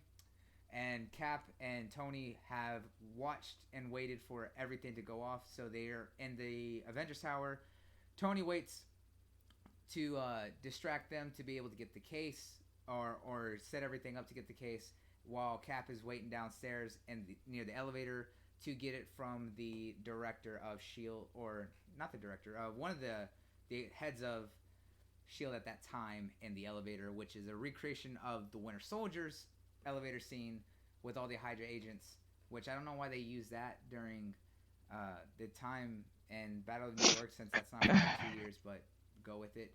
And at that point, Scott's getting ready to go do his thing with setting up to steal the briefcase. And of course, at this point, go back to Hulk. He's being told about what happens with taking the stones out of their time and place, and explains that creates different timelines, different paths. At this point, everyone does what they got to do, because I'm not going to go into detail about it because there goes a lot. But Nat eventually throws herself off the edge after fighting with Clint for probably one of the more emotional scenes, kind of seeing how they both were willing to sacrifice each other because they were both loved each other as family. Uh, we see the Hail Hydra scene from the comics of when Cap whispered that to the Hydra agents, and then he walks out with the scepter like it's nothing. Then he ends up running to himself from the past, and they think it's Loki, and they start fighting. And then, of course, Tony ends up messing things up with Scott because of Hulk running through, and they lost their opportunity to get the Tesseract. So the Tesseract is now gone at that point, which created the first true second universe timeline in the main timeline. So at this point, everyone recovers back, and they realize that they have to go get the Tesseract at a different point in time. So their reaction is to go back to 1970 to Camp High Hope at this point. So Tony and Cap go off. Everyone else is returning, and then we see that Thanos is torturing current age Nebula and getting information and finding out what's going on, what their plans are, and then he sends 2014 Nebula to go and take her place. And we get to see Thanos actually be the real bad guy and not the guy we can kind of agree with at this point. So what is everyone's thoughts at this point of the film when everything is starting to kind of backfire? Is everyone there? Yeah. I mean, Yeah, I'm sitting here. no, I mean, I'm still here too. No, I was asking for y'all's thoughts at this point when everything is starting to kind of Talking fall about like with apart. the situation with the Soul Stone, the story arc with them all leaving to go collect it, all that stuff. I thought it was a cool scene. I mean, we already kind of knew what the uh what the plan was, and so people were just out executing the plan. Of course, things go wrong. Which it wouldn't be a Marvel movie if things didn't go wrong, right? So I thought that was a nice twist. And then Captain America and Iron Man had to go to the 70s, I think it was, to get Tesseract, the yeah. Tesseract. Yeah, so I thought that was a nice little spin as well. But it was all really good Yeah, goodness. it was built It like was really well written. I thought it was built like a heist. Yeah. Right. That's exactly how they did it. What's funny is that with mentioning that is that they said that Infinity War was supposed to be like a heist film because they were chasing after Thanos and trying to get the stones before him. I honestly felt like this one was like the real heist film because it was a time heist. They were actually trying to re-steal the stones after everything went off, and they had to do it right to be able to undo everything. This I actually thought was more of a heist film than the first one. Yeah, I agree. So And then we had the nice little Stan Lee cameo. cameo in the Cameo, 70s. that was great. Yeah. That was Yeah. fantastic. They made him actually look Make like how love not he war. I looked thought it was like great. Make love in the not war. 70s. And then if anyone saw the bumper sticker, he said enough said, which for those who don't know, anytime that Stanley would always do one of his speeches and rants and things like that, he would always end it with enough said before he would always of course end it with Excelsior or anything. But enough said was one of his ending phrases, and they had that on the bumper sticker of that car when he had his camera. It Yeah, was a that's nice dope. touch. It was definitely a nice touch. Was a nice touch. Mm. And then at this point, we're back on Camp High Hope in the 70s with Cap and Tony. But And didn't we already talk about this? no, but Yeah, I already mentioned it, but she you mentioned don't it, talk but about it. I was like, this is where we kind of really saw the culmination of their stories. It's been 93 minutes, fell. Look. All right, look here. I just think that this is one of those ones that's really important All because right, go ahead. this Go is their ahead. story because we've known that Tony always complained about his relationship with his dad, with Howard, and we really got to see kind of that emotional aspect of Tony, kind of realizing, oh, my parents, my dad and my mom were killed and stuff like that, and maybe I've come to respect my dad a little bit more, knowing everything, and of course we see the ongoing pain for Cap, which is Peggy, he sees her there now leading Shield at that point after having been the founder, and kind of wanting to do something to say something to her when he finds himself in her office, but bites the bullet and not doing anything while Tony is talking to Howard the whole way through. And of course, when they finally get it, Tony has this touching moment with Howard, giving him a hug and saying, "Hey, thank you for everything." And at this point, when they leave with the Tesseract, they all are coming out of the quantum realm through the machine, and they all realize, hey, we all got the stones, but they're also like, where's Nat? And then Clint breaks it that she sacrificed herself to get the soul stone, For this whole stuff. and Pretty then Hmm. sad scene, yeah. yeah, and then we have one of the first like major deaths for that film, but also one of the most emotional is because of the fact that you see all of these strong male characters all breaking down over what she did and kind of losing themselves. Tony, Cap, and especially Hulk. Hulk literally just like while everyone's like fighting over it, he grabs a bench and just chunks it across the lake because of the fact that they had that love story going on Well, you between the know, two. they kind of did like a small like love interest between the two throughout the movie. So Yeah. to me, his reaction felt a little bit felt natural. I mean, Mm-hmm. him being the like seemed to be the most upset, reacting the way that he did. She was always the one to calm him down when he was like in full Hulk mode. So Hmm. there definitely was a connection there throughout the movies, and so I like the way they Like kind of he tied should have it been off. more upset though, no? Yeah. Yeah, But he was it though. The way he chucking tables across the room and Hmm. punching the floor and the Like Yeah. but time travel room or whatever. So yeah. I thought it was pretty if well he done. punched that floor, how come it didn't just like He didn't punch it. He's smart, so he's not gonna break Yeah, it. he don't. Yeah, he's not like being reckless so he just like did it. He just did it to be like dramatic. Dramatic, yeah. Yeah. yeah, I'm basically. not the Hulk, right? Hmm. Just But think about it, he could destroy that place really if he wanted but to, but Like, he could all have. right. they in there too. But like, but the good thing about it was that it was Clint who kind of came back, snapped back to reality, and says, "Hey, this isn't what she would want. She want us to focus on the mission and doing it right." He's like, "We could be sad later." He's like, "But we all got a job to do." At that point, Banner and Tony start rebuilding their version of the Infinity Gauntlet and getting everything going. And then we find out that Nebula, we already knew she was swapped. At this point, is starting to set up and bring Thanos and his forces through the quantum realm and getting that all taken yeah, care of. mm, that was Mm. a great scene too. I Oh mean, yeah. all of that one. I mean, it was just this movie was just great, man. Like I can't.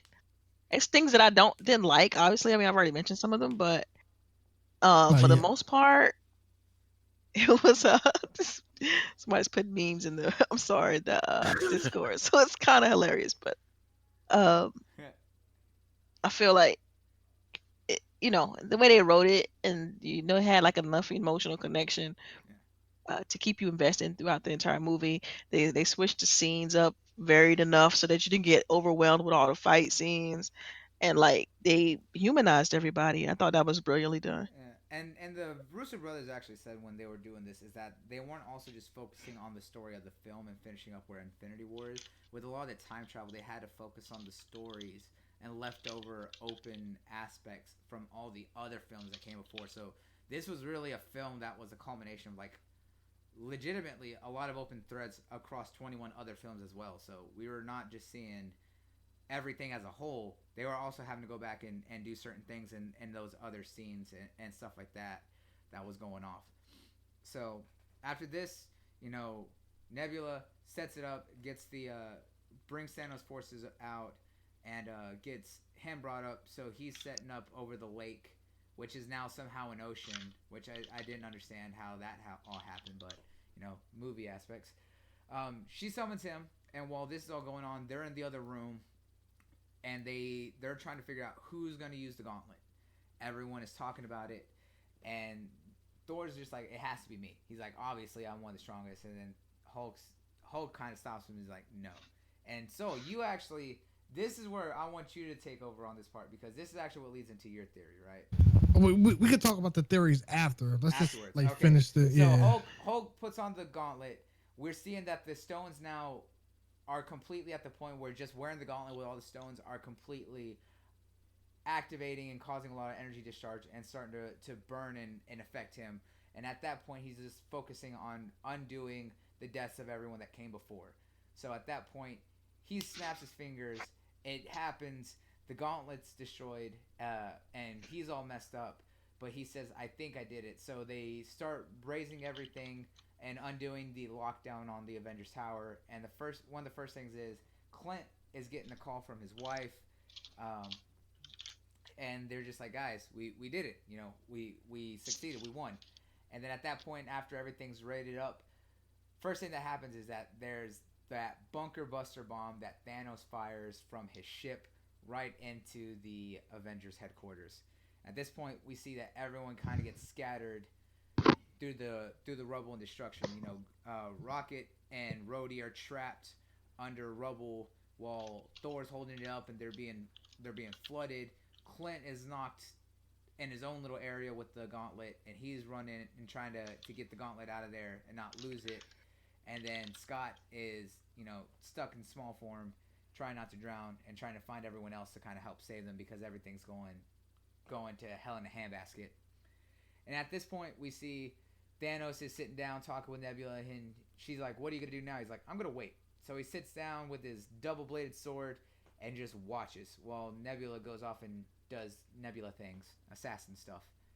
And everyone's trying to survive. And at this point, we see Thor get out, Tony get out, and Cap get out, and they're just standing there looking, and they're like, "What's Thanos been doing?" And they just literally say he's been waiting.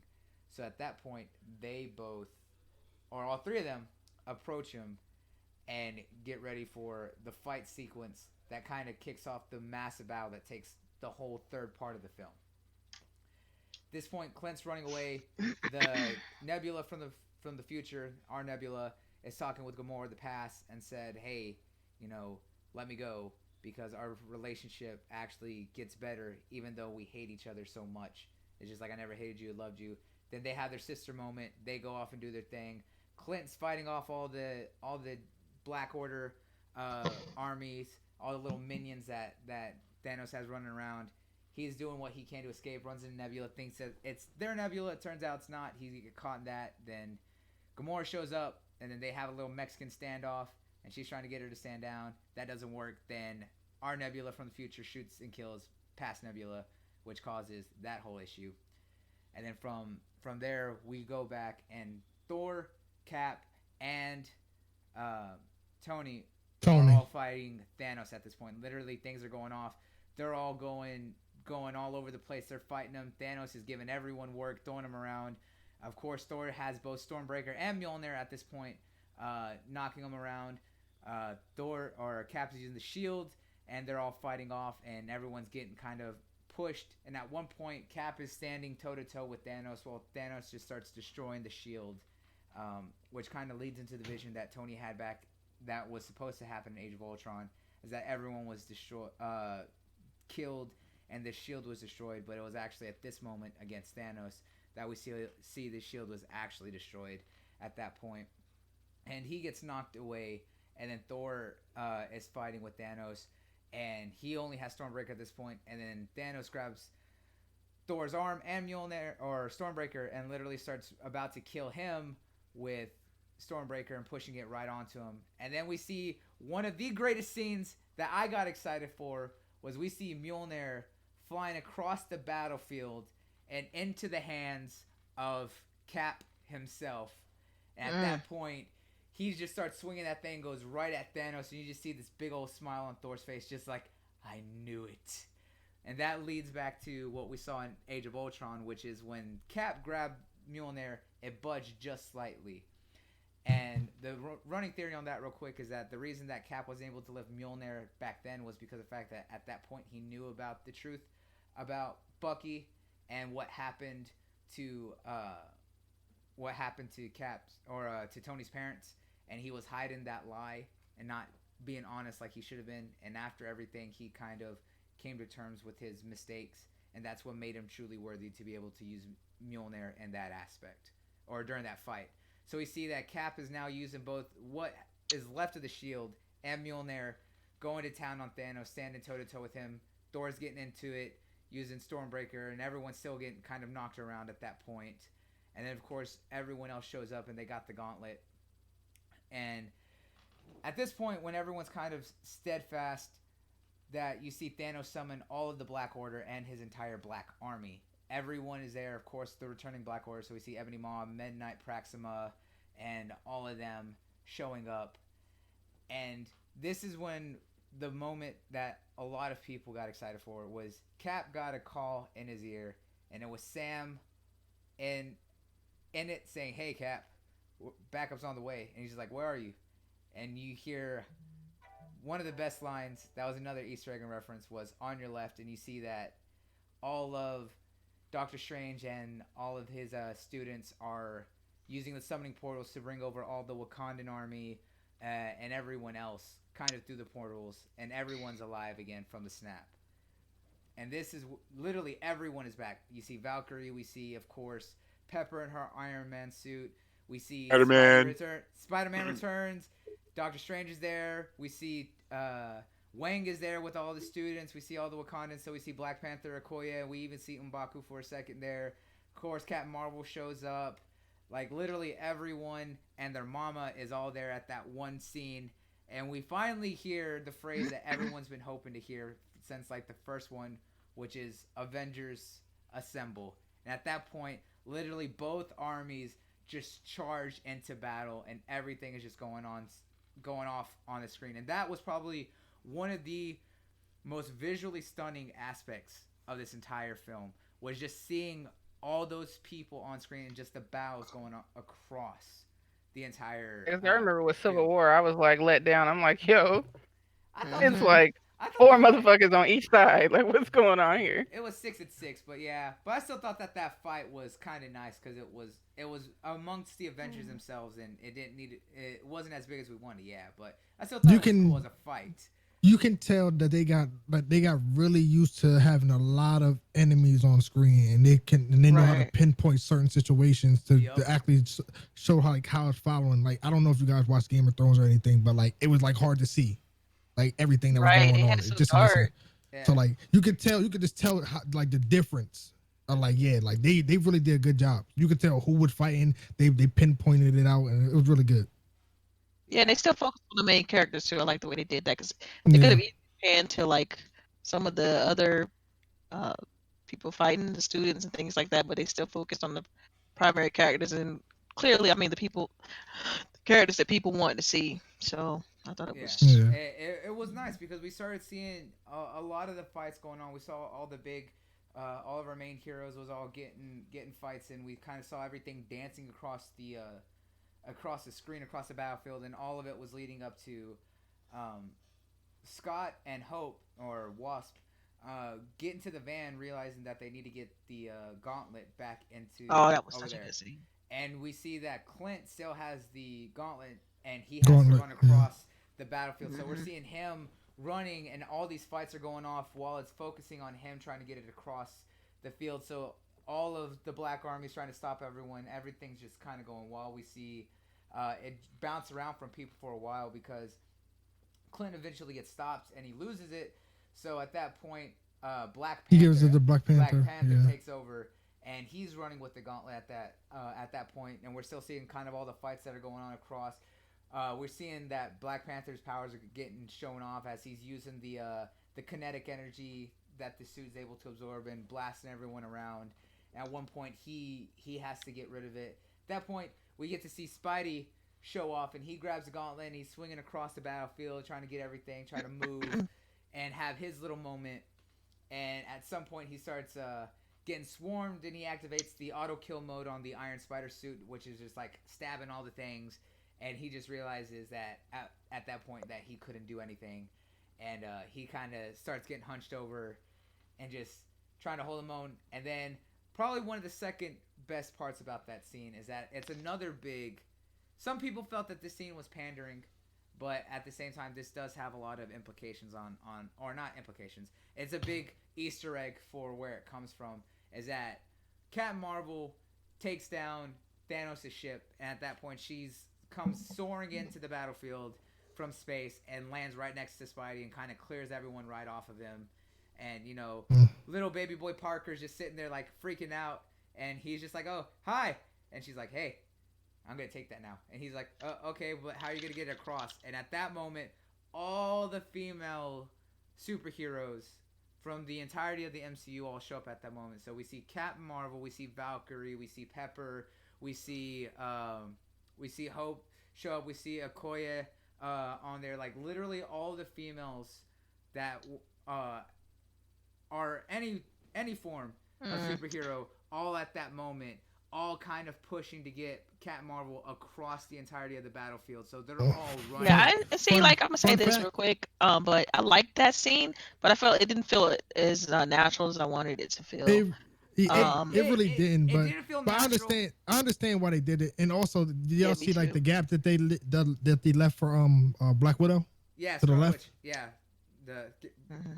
but all the females right there. Yeah, it didn't feel as natural as it could have been, but Hmm. it was a kind of like a little Easter egg, but also a It was a bit of a nice nod. I yeah, mean, because it I was all get to it, the I A Force. understand, Yeah, but it was all to the A Force or the all female Avengers team. So it was right, I nice. get it, and I thought it was cool. But like I said, it felt is what's the word? Like organic is I would have loved Mm, like for it to yeah, feel. Yeah, it just Um, felt like they just pushed it in there. yeah, they Yeah. kind of right, put it. and but I like it, because I'm not. I was having the biggest Captain Marvel fan.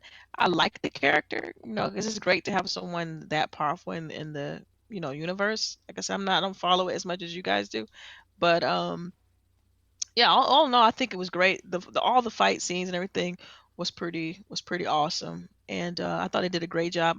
My favorite scene throughout the entire fight was definitely the Captain America with Mjolnir. I thought that was the most fireest thing because I kind of knew that I was because I remember seeing a cover of a comic with him holding the hammer, Yeah. so I thought it was dope. And I was like, yo, they really, it was just, and then just the crowd's reaction, and he was tearing Thanos up with that, like Oh yeah. he was winning essentially the fight, and but Thanos being Thanos, um, but Knocked him around. it was Yeah. all in all, it was a great movie. But Blood that dude got to go. Yes. Um, They but I and just want to say that it was a great movie. I enjoyed it, and thank you for allowing me to voice my thoughts on the movie. It no, was it thank was you for dope. stopping by, Delilah, and Oh yeah, no being the problem. voice that we need to keep us from going too far left and get back on track. It's all good. Guys, if you don't follow Delilah, make sure you go follow her on Twitter on Delilah HD, and make sure that you check out her every Saturday early afternoon with the rest of the with El Boogie and the rest of the girls over on Grown Woman Gaming over there with her, Sharice, and Lady Infamous. So thank you, Delilah, for swinging on Yes, through. no problem. Yep. Fun. Now she's gonna go run the gauntlet and do another show. So all love to her. Okay. But So at what that else? What else do we got to talk about? all that's at this point is that they're struggling to get the gauntlet across. The girls are all doing it. Then Cat Marvel is sitting there fighting Thanos, hand to hand, head to head. He thinking that he can get that work. It kind of shows where she's strong, as she's kind of just taking it until till he rips out that Power Stone and gives her that straight left hook and just sends her flying. And Yeah, that we kind of don't does see it. her after. We don't see that Yeah, again. yeah. Don't He see just her says again. bye. He said bye, bish. Bye, Felicia, and she gone. And then he puts it right back in the Infinity Gauntlet that they made. And at that point, he's about to put it back on. And snap. Everyone's kind of at this point just trying to stop him from being able to snap his fingers again. Everyone's kind of holding him back. And then Tony has this realization that at this point he's like, it's not about getting the gauntlet. He's like, it's about doing what we gotta do, no matter the cost. So he runs directly at Thanos, grabs the hand, and Thanos is just kind of looking at him as like, boy, what are you doing? And then just smacks him. And at that point, he's just like, watch this. And he does a little snap, and then realizes it's not working. So he tries it, 3 or 4 more other times, and then realizes he doesn't have the stones. And at that point, we see that Tony actually took that moment of grabbing the gauntlet, took the stones, and put them into uh, his suit, which That scene right there, I'm like, how the hell did he do that quick? I mean, was it just like, did sleight he of That's have hand. little? that's one of the scenes, like, it can't be sleight of hand because you see how hard it was for him just to take out the Power Stone off the gauntlet. So that's just a plot device, plain and simple. Yeah, but we see him that he's able to kind of put it into a suit because of the fact that, for those who don't realize, is that he's still using the bleeding edge armor, which has that nanotech, so it's able to reconfigure itself. So it starts doing that, and he has the Infinity Stones, and his armor, it starts shocking him, and then he does his own little snap. And that moment, he wills all of Thanos' army out of existence. So Yep. At that point, we see all of the Black Army being decimated and taken away and turned to dust. And Thanos does one of the most interesting and probably one of the most amazing and satisfying things is at that point he sits down and he doesn't do anything. He just kind of watches and accepts the fact that he's been defeated and just waits for himself to kind of disappear. And I think that's probably one of the most poetic and bittersweet ways that that could have gone for either one, and just that pure acceptance, that aspect of defiance of just like, no, I'm not going to be stopped. No, he accepted the fact that he lost and just kind of waited for his end. I thought that was something very interesting. But at this point, after having used the gauntlet, we see Tony basically collapse. Peter's trying to talk to him and stuff like that, and they realize, Tony's not gonna last, and Peter's trying to talk to him and keep him, pepped up and all sorts of stuff, and that's where we really see Gwyneth Paltrow get her shine again. Is that she kind of tells Peter to kind of step away, and don't worry about it, and she's talking with Tony and telling Tony it's like, hey, it's all right. We're gonna be okay. Everything's all right. You did a good job. You don't have to You worry can about rest anything. now. Yeah, You can rest now. just rest. And like he's obviously not holding it together, but she's trying to keep it held together and grounded and be like, no, don't worry. Everything's gonna be all right. And literally waits until he closes his eyes before she just starts like bawling. And that to me was a sign of one, great acting, but also how powerful of an emotional moment they were able to build around this character. Like, They did a hell of a job on that scene, man. I mean, I have to admit that really got me. That end. I was disappointed because I didn't want that ending. I mean, I love Iron Man. Iron Man is probably not one of my, if not the most favorite character of mine. That I just kind of, I love his swag. It's everything about him and how he goes about doing his making his decisions. And to see him go like that, like man, I'm like replaced. yeah, it So was, to me it was heartbreaking in every aspect because of the fact that one, it was all the characters around him. Like Peter, when Peter Parker was hmm? like crying and trying to talk to him because he looks up to him like a father figure, kind of like he did Uncle Yeah. Ben, and just kind of him breaking down, and then Pepper trying to keep it all together, and after everything, everyone just realizing, oh hell, this, he's gone. This is the consequence of what we did. And it's harder because of the fact that when you think that Pepper was trying to stay calm about it, she was the one who told him to do it, knowing the fact that this was a possibility, and she still put herself through all that. And that was one of the most heartbreaking aspects of it all. And It's kind everyone, of fitting for him though, because I mean, he's just like in wasn't it the other Avengers one when he took that? I mean, he was willing. He's always showed like in other movies that he's willing to just risk it all, including himself, just to save, I guess, humanity or whatever. He's like that guy that's going to risk his life to whatever it yeah, takes. we saw that So with Avengers 1 when he flew into the space hole that was ripped by the space stone where the Chitauri were invading from with the bomb. That is what gave him the vision of what was supposed to happen in Age of Ultron, which was kind of all alluding to all this. So we have seen that Tony's always been willing to kind of put himself not first, last. That he would be willing to give up everything for everyone else. But this is the moment where it all kind of came together, where he finally said, you know what, I'm not about that. He's like, I've lost too much. I'm gonna enjoy my little bit now. And yet it was his wife who knew how much he had lost and what she would be giving up to tell him to no, go do it. I think that's one of the most bittersweet aspects of that whole scene that lent into the emotion. And at this point, um, we're seeing the because right, people at I this mean, point. being the father, like yeah, but really quick, being the father, and then I love you 3000, that whole thing, like right, all of that just came right back up, and just like I felt for his daughter. Yeah. It was played out well, but I just didn't want to see him die, like because I love Iron Man, like I said, but Yeah, and it was hard because at this point we're seeing his recording his last will read to Morgan and Happy and Pepper and all them, and at that point, of course, we see everyone carrying out the casket, and he's being sent off with it with with with the very Or- first arc reactor that he made in Iron Man that she 1 kept. that he replaced in Iron Man 2 after he gave or after Pepper took it and had it engraved that said proof that Tony Stark has a heart.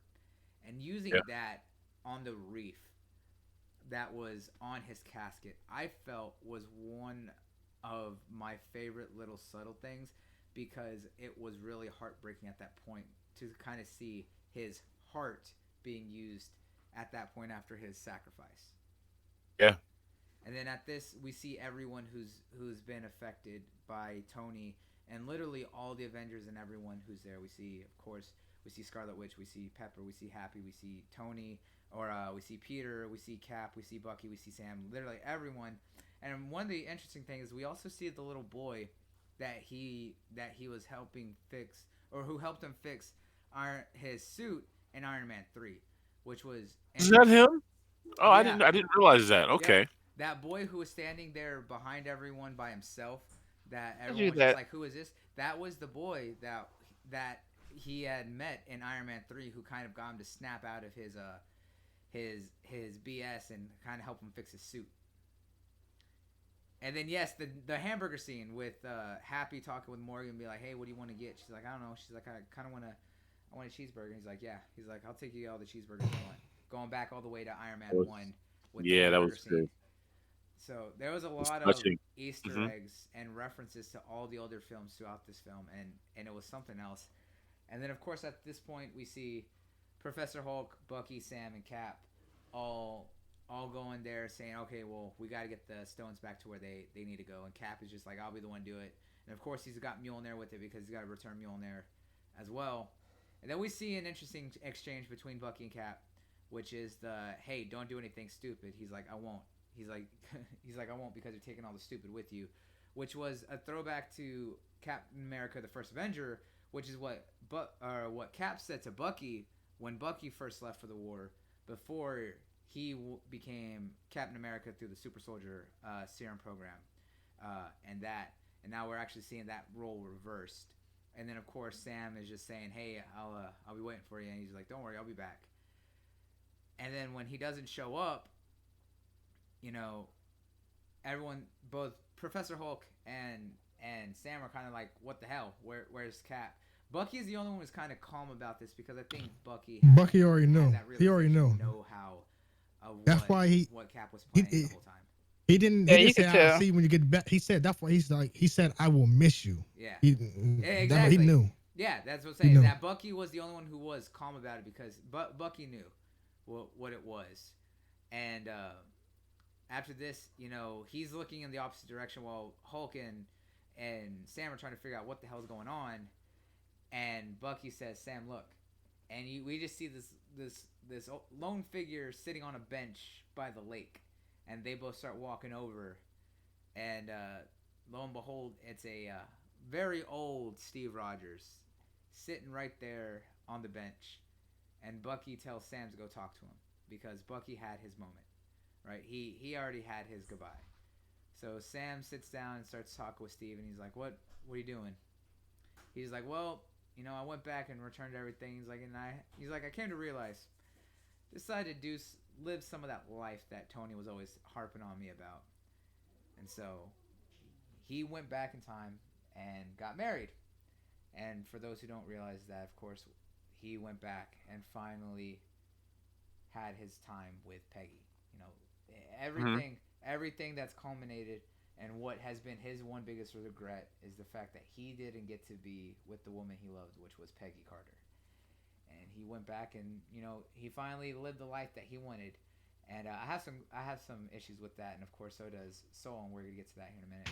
But him and Sam are talking, and he says, "I got something for you," and he pulls out this black black bag, and now he pulls of course, the shield, and he gives it to Sam and says, "Try it on." And Sam is just like, "No." He's like, "No, try it on." So Sam takes the shield and starts holding it, and Cap asks him, "How's it feel?" And Sam replies, "Like it belongs to someone else." And Cap literally responds with, "Don't worry, you'll grow into it." and realize that at this point they're setting up that Falcon is going to be the new Captain America, that he's going to be the one to take on the mantle. And of course, at this point, Sam sees the ring on Cap's finger, and he's like, "So you gonna tell me about this girl?" He's like, "No, I don't think I won't." And of course, at that point, we get the flashback back to 1945, and Cap is sitting there getting that slow dance that has regretted him all that life with that beautiful, beautiful woman of Peggy Carter as it all fades to black as the music plays on the jukebox. And of course, that's where the film ends. And I think to me that there is no better way that they could have ended it by giving that bittersweet moment with Cap and Peggy, because that has been one of the driving forces for Cap throughout the whole series or throughout everything. And then of course this also ties into the fact of now the TV shows have been finally written into the MCU and actually have meaning with Haley Atwell really portraying you know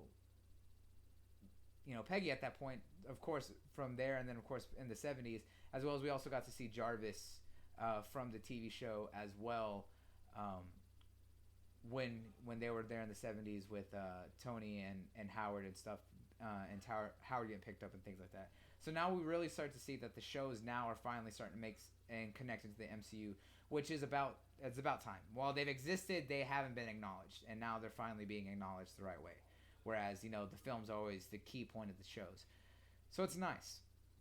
Now, so you got your issue that you want to bring up. So do you want to bring up the I, Hulk scene first, or do you want to talk about the timeline? I thought Boogie had like she had something to ask us at the end. Okay, Boogie, Oh, what I what? was gonna say, like when they show that Spider-Man's going back to school Yeah, Oh yeah. 5 years later. So yeah. They why isn't Oh anyone any older? Why is okay. everybody still in high Well, school? I can explain that. Yeah. Basically, everybody that like that Peter knows, like MJ, and Ned and all them. Flash, they were all uh Yeah, snapped. yeah. They were They all were all snapped. snapped. So when that scene pops up, the only person that Peter recognizes is Ned. So basically, they're going back to school. Everybody else is different besides Ned, Flash, MJ, stuff like that. It's basically for plot device, story device. But So it's also, but a lot of the people too that when they all go back is that they're all being filled in that they've been missing for 5 years. Because remember that they reversed the effects of the desolation and everyone was brought back, but this is still 5 years of future. So a lot of these people that were wiped out were technically existing within the Soulverse, which was contained within the Soul Stone, but they were never they never aged or anything like that. So when a lot of Yeah, these yeah. people are coming back. I didn't know that like all those people like were gone all as those well. You know what I mean? Like I didn't think. all the yeah, like unfortunately they did that for like like Right. it's kind Okay. of like cheesy, but it's just for story. Yeah. Yeah. So that's why. But I mean, a lot of people kind of realized that they were dead for so long. Especially that moment because while everyone was coming back, everyone was like, "Oh my God, we're seeing each other." And of course, at this No, point, they would have already had it been filled in that, "Hey, yeah, y'all have been gone for like 5 years." like no, everybody in the school they were completely new students. They were still going to school. Those just like Ned, Peter, MJ, they're coming back to school and they don't know nobody Oh because yeah, So everybody these has went to see that's college. probably what they're gonna show on Monday and why you have to have seen Endgame Yes. yeah. because they're And gonna show that like some these of the people some of have these been people are coming back. gone. Yeah, some of these people are coming back and stuff like that. But that's what I'm Yeah, and saying is that that's they're gonna why have different. They're gonna be different teachers. Everybody that they probably once knew are in college and older and stuff like that. So exactly why they were saying that Far From Home is going to be the true end because it's going to show all the consequences and ramifications of the time travel and undoing everything that was done. But I mean that's one of the reasons why I made sure that I'm going to D23 this year because I got to see what's in store. I wish I could get to D23. I would love to. This D I'm twenty lucky because three. it happens here too. So Yeah, yeah, exactly. I want to be there. did y'all hear him? He asked what was D twenty Oh, three. D23 is the big it's like Disney event. E3 for Disney. Yeah, it's the Oh, big okay. Disney event where they kind of showcase a lot of what they got. So right now it's been very Marvel centric, but of course it's going to be Star Wars centric, and then now they're doing all their animated films and then all their new live action. So it's really their party of the century for all their properties. So we're gonna kind of see that how what they're gonna show off at D23 this year. Hey, invite us. Just saying. Anyways, so with that being said, You can come. Anybody can come now. You can just buy the Oh. tickets and Oh well. you're on. All right. Well, No, let's I go. didn't even know. I didn't Yeah, I even was know about to about say, that. I I thought they. I thought it was still me. I thought they showed all these stuff at like I would've Comic known. Con. I didn't know. I didn't know. They do a lot of this stuff. Like they show the roadmaps and stuff like that at D23. So Oh, okay, yeah. I got Okay. tickets for the Saturday. I didn't get tickets for all 3 days because it's like $300 for that. So Sheesh. $300 for per ticket or in total? all 3 days. Like if you want to go all 3 days. Oh, I would so That's drop. not that bad. I would then. so That's drop not- $300 for all But 3 days. I gotta travel and all that, so that'd have been even more for me. Yeah, I Still- mean I'm still here worth and it. I'm like 1 day is good. Oh, Still you're worth it. lucky. Yeah, I was gonna say that's Lucky. Anyways, so yeah, at that point, yeah, movie's over, all done. What is that? The only question that you were curious about, El Boogie?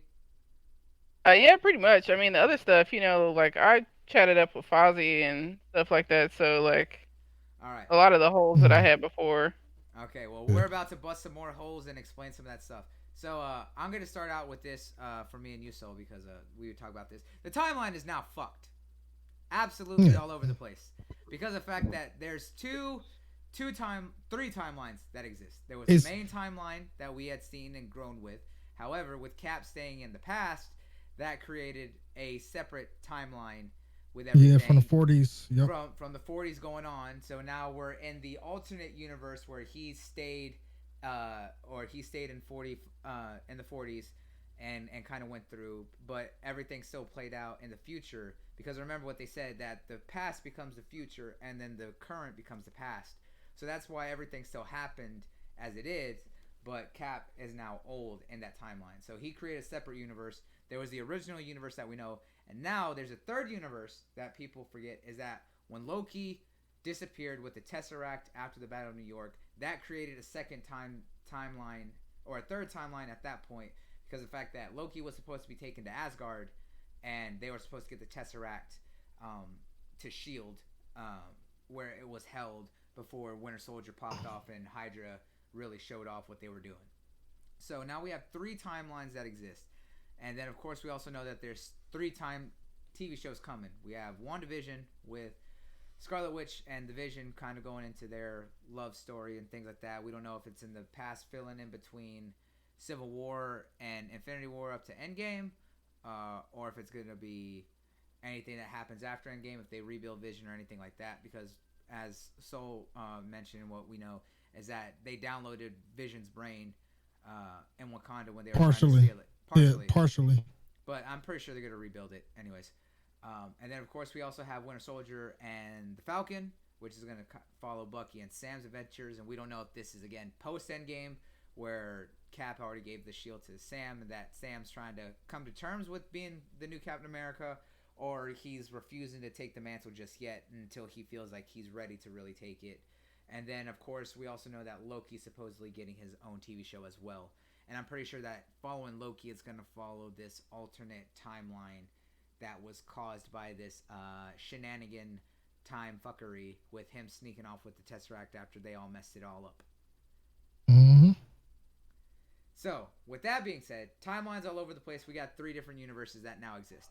Now, Sol, your theory about how the mutants and the X-Men are going to appear, and this all relates back to Hulk using the gauntlet first. So, well, they were like alluding at it for like since like the almost like the beginning of the film. Actually, even in Age of Ultron, if you remember, they were talking about how the twins were Quicksilver and Wanda, they were experimented on by using the Infinity Stones. Yep. That's how they quote unquote made mutants or whatever, and that's just showing you like that leads up to Endgame, where you see Rocket Raccoon. He talks about like how Earth is ground zero for cosmic energy after the snap, and only one other place is shown, and that's where the garden is. So basically, as you lead up even further into the film, this is where the Hulk talks about, okay, I'm the only one that can use the gauntlet because the gauntlet is mostly gamma. So then if you combine all these things together and you go and you like go into the future, and when they talk about Eternals, like the Eternal movie and everything like that, you find out that Thanos is eternal. These are eternal. And the Eternals were made by the Celestials. They made the Eternals, humans, and deviants. The deviants. And what the Celestials did for humans was give them the ability to mutate. So all this will just basically all this is going to lead up to show that mutants, uh, their ability was awakening from the snap. Really? That's how. It That's just cool it because, That's his like, explanation. I don't know if y'all watch makes the most Shield, but sense. Yeah, Yeah. the Agents of Shield. Yeah, they. That's how they were originally. Because the fact that they weren't going to get the X Men, they were trying to introduce the Inhumans, and they were doing great with the Inhumans on Agents of Shield until they did the Inhumans TV show, and that was a hot mess. That hurt me because I like the Inhumans more than the X Men. Yeah. but now they have X Men, so Yeah, it's like, Yeah, they're gonna. The only thing that comes with this, if they try to explain it that way, is they have to figure out a way to like introduce like ancient mutants like Apocalypse or Wolverine and stuff like that. So and Namor and all them. and name more, yeah, of course, people like that. And this is how he thinks that the mutants are going to show up. I had a different theory based on some other things. So with the fact of right now that, and this is he's using Endgame stuff. My thing is knowing kind of outside information. So we're gonna be taking this at two different perspectives. So one, we know the Russo brothers have done all these films, and they've come out on multiple interviews and said that the next big film that they want to work on for the Marvel is specifically Secret Wars. And right now, they Kevin Feige said that they don't have any plans for the X Men for the next 5 years. So what are they gonna do with the X Men and mutants if they're not in any of the movies for the next 5 years or this phase? How are they gonna set it all up? What I said was that right now, with them now having the green light to work on X Men films, is that they're gonna focus on rebuilding the X Men universe and the franchise itself separately and keep it as a separate universe. They're gonna focus on putting the effort into getting those going separately, and that they're gonna use what they're now setting up with the cosmic, because we know that there's potentially going to be a Silver Surfer movie, and then of course we have the Eternals and everything that's set up from that. Is that we're actually going to see that one of the big bads that's going to make his appearance is actually going to be Doctor Doom, and specifically the Beyonders version of Doctor Doom.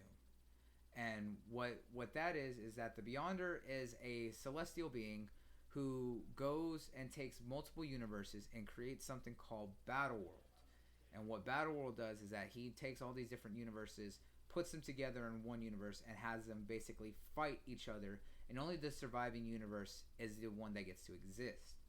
So, with the fact that Battleworld is what it's leading up to, especially with the fact that they just now confirmed that they have plans to do an X-Men versus Avengers film. How did they do that? Well, Secret Wars is what actually leads up to the creation of Battleworld, because Secret Wars is actually what causes a lot of finding out about what the Beyonders' plans are when he first starts showing up. And so with Secret Wars is that it's going to allow them to kind of set up this big crossover film, because they're going to be looking into what's going on with the Beyonder, how everything's happening, what is his overall end goal is, what his plan is, which then leads into him bringing both the universes together by creating Battleworld. And what that does is that brings both the X-Men universe and the MCU Avengers universe as we know it now together into one film, or into one universe under one umbrella. And that allows them to do X-Men versus Avengers while keeping the universes separate and the plans that they already have, but then bringing them together for the future. You think that's a little too grand? Like that's a little too big? I mean, it's again, it's one of those things that's based on everything that they said it's a possibility. Now, is it grand? Absolutely. I believe that it is. However, I think that it's something that they could do potentially. Now, again, I'm looking at it a different perspective based on what you're looking at it from what we have in the films on what was explained with this. But again, both of them are just theories and breakdowns of what we know. Now, I stand and think that this is a very strong possibility and a great potential for the future because of the fact that, again, why are they going to sit on these franchises for almost 5 to 6 years or longer and not have anything going? And they're not even going to include any of these characters in the films. Why are they just going to let them sit and gestate like that? You know what I'm saying? But you gotta real like what you're saying is like, Not the current X-Men. Shut up, Neth. They're gonna but it's rewrite like, the entire universe. It's easy for them like, to do that. but like what Secret you're Wars saying, is what you're talking about, though, right? I don't want to get yeah, lost. he's Yeah, talking about, Secret yeah, he's Wars. talking about Secret Wars. Secret But like Wars. what you're talking about is like so big that's gonna take at least like 10, 11 years. Well, they're already setting up more than likely King the Conqueror being the next big villain for Phase 4 in the MCU. So this could be the big thing to come later. Because of the fact that yeah, King the Conqueror. But like I said, this is how they could bring the universes together and then set up the real big threat, which would be Galactus. They need something that's intergalactic, cosmic, that's actually But like, threatening. but like you just said, you're adding so much to it, like it's like a big huge comic event. Like the way I look at it, like we gotta dumb a lot of things down because that's what Marvel does. Like they don't really go for like the grand scheme. Like even when like Thanos threw the moon, he only threw parts of the moon. So like we gotta dumb it down a lot. I understand we want them big world breaker destroyers and stuff like that, but we gotta calm it down just a little bit. I mean, yeah, we gotta calm it down a little bit, but I mean, when you have an event like this and everything that's led up to, now you've already set a stage. You have to go big. You're now introducing the cosmic, and you're talking about people that can destroy entire planets with ease. You need, you need an event that is actually universal shattering and setting up for a potential. I understand, but we don't like Captain Marvel. Michael Fassbender, I believe, can still come back. Captain Marvel she's cosmic, but they dumped her down a lot. So like, it's because they haven't really shown. I mean, they're not going to show her. They're not going to show her going. Like we already saw her going binary, and that's her strongest form. So yeah, but yeah, like I said, we gotta be realistic here. But with Captain Marvel, remember, Captain Marvel was an afterthought. Let's be realistic. If they were really gonna show her off right, they would have planned for it a little bit better. Again, they have an idea for the next 5 years. They don't know what's going to be coming after that, and more than likely, as I said, it's all going to head towards King the Conqueror as the next big villain for this phase. Of course, I agree, because the whole thing about just the timeline, if you mess with time messes back. Exactly, it's that simple. So is that what the drums were about? Because I heard that's supposed to be. Yeah. It can be anything, but majority of people think it's just like a homage to Iron Man making his first suit. So. Oh yeah, no, I don't like the Dark Phoenix. The Dark Phoenix can go into the dumpster. So that basically the knocking at the end was basically Iron Man making his first suit in the cave. Yeah. But it could be anything. It can honestly be anything. They can just come out and we're like, yeah, it was King knocking on metal to open up portals. Who knows? Yeah, but like I said, it's one of those things that we have two different perspectives because we have two sets of information and an unknown idea right now. What they've talked about and what they've said is still different from what they could be planning because again they have to plan this all out ahead of time. And like I said, right now they already say that they couldn't use the X-Men when they were talking back in November. They just got the green light back in January, and they already have the next 5 years. Why are they going to, if there's no way they're going to introduce the X-Men anytime soon. That's why it's better for them to focus on them separately and help them build up. But then, like you said, if they focus on them separately, that's 10 years of working that they're gonna have to make. While they could just have them, they could just come out with a story like, yeah, like like they built the foundation in Endgame with the cosmic energy, the Infinity Stones experimentation and everything, and they just and like people just started to mutate, and then they bring in Kane. They did bring in Kane for time traveling, and he could place mutants wherever he choose. Yeah, but again, if you got to think about too is how they do it, especially if they just pop up or anything like that, and knowing if some of these people have been established or not, because we don't know what's going to be the plan. If we find out that mutants have been around and that they've done all these things and they talk about it, it's just like, all right, well, why the hell was there no record of it before? But the thing they haven't. It's again, we have to look. We at know it, we know they it's haven't all been kind of around. up in the air. Yeah. Well, do we know that they've been around? Do we? They haven't. We like there's no way they could bring them into the story without people like Tony or anybody not being aware of mutants. Exactly. That's why they have to come in. Like they have to come in now. That's the only way because of the time paradox, the grandfather paradox. It's the only way they can come in now into this universe. Yeah. That is the only way. But right now, like I said, it's gonna be a while before we see the X-Men either way. Either way we see them, it's gonna be a long time, at least 6 years. That's honestly the what you are tripping. No, you think we won't see X-Men at all? No, before we see them in the MCU, it's gonna be at least 6 years because they're not anywhere in the roadmap as it is. That's why I'm saying that their best bet is to build them up separately and then bring them together later. But that's why I told you with my theory they can bring in mutants whenever they choose. But then again, they probably could. They'll probably rewrite a whole lot of. Their main reason for buying Fox was to get all the X-Men. Like, well, no, that's not their main reason for buying Fox. Their main reason for buying Fox was to get the rights of the old film rights that they have, such as the old Star Wars films, Jaws, and a bunch of other things. But you gotta also realize Fox was just an extra side piece.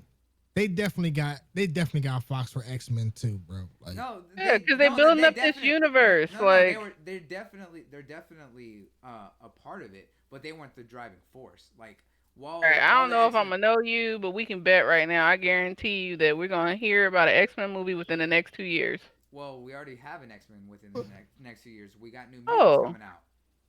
What are you talking about? That's not what I'm talking about. You know exactly what the fuck I'm talking about. But listen, we're gonna like Neff said, we're gonna get we definitely gonna get teasers. We're definitely gonna get teasers of mutants. It's gonna happen. It's right now both either way that they're setting it up, whether it's them doing it separately as I said, or they're gonna use this aspect of the film to just MacGuffin its way in together. It's going to be convoluted, and it's going to be a while before we see the mutants really show up in the MCU one way or the other. And if they continue doing X-Men films over the next few years, how the hell are they're gonna have to retcon and rewrite it in the future and then say, hey, yeah, these were happening all along, and yet they're not going to be talked about? This is about to be the last X-Men movie before Disney takes over. But that's what I'm saying is that that's why New Mutants got pushed off. But I'm saying. So they're just going to let the X-Men film sit for 6 years and not be touched and used at all?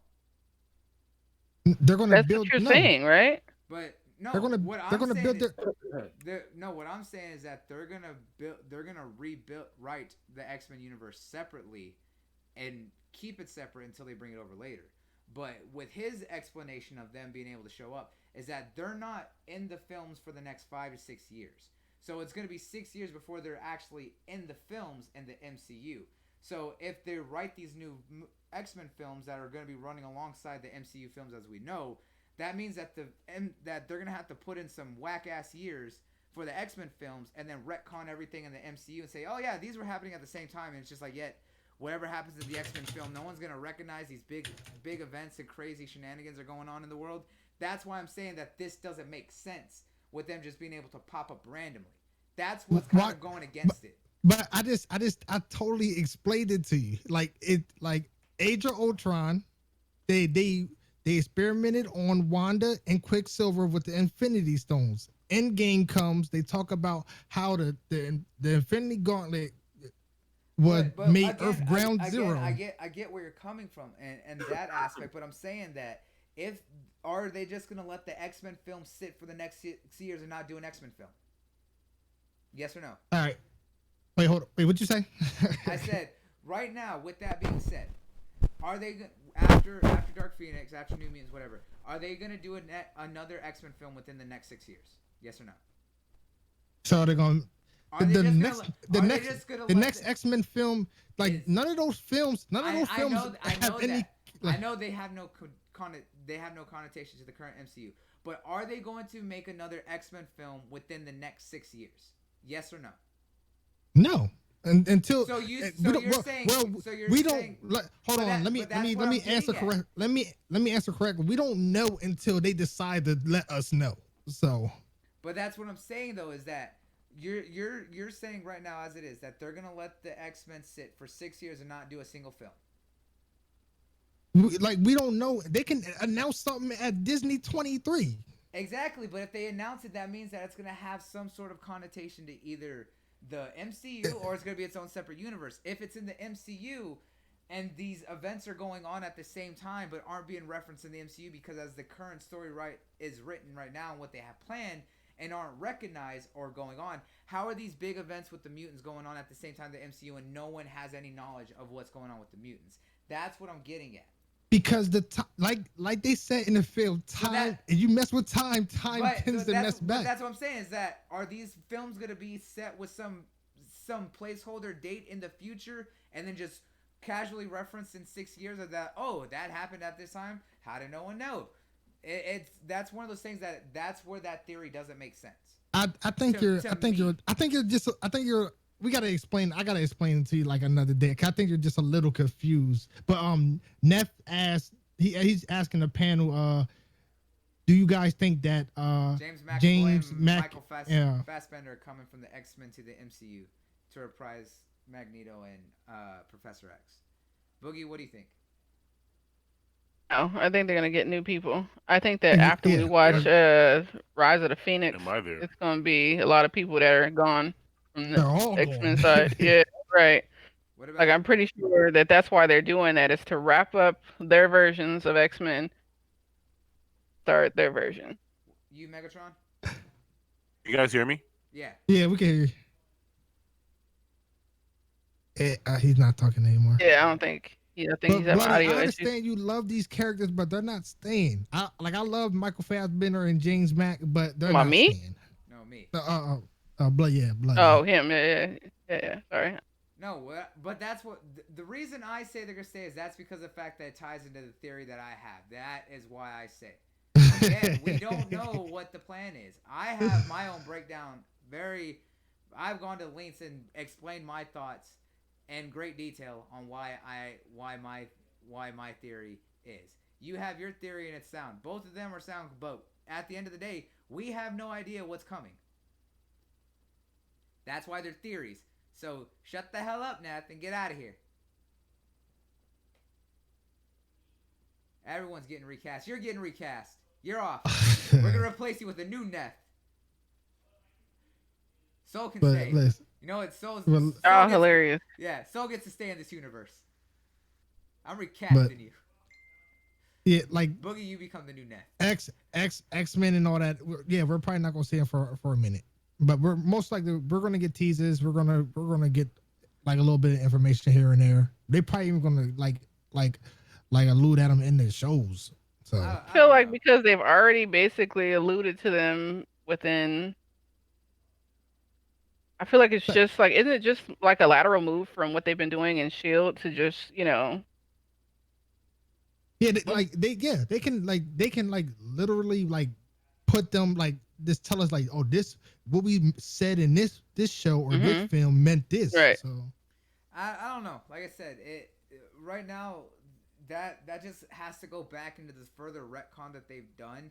And after reestablishing everything to retcon everything again is just not. It's not going to be. Listen, they've retconned everything in Star Wars, so it ain't nothing new. Hey, Star Wars has been, the only thing that matters is the TV shows now, and then the old movies.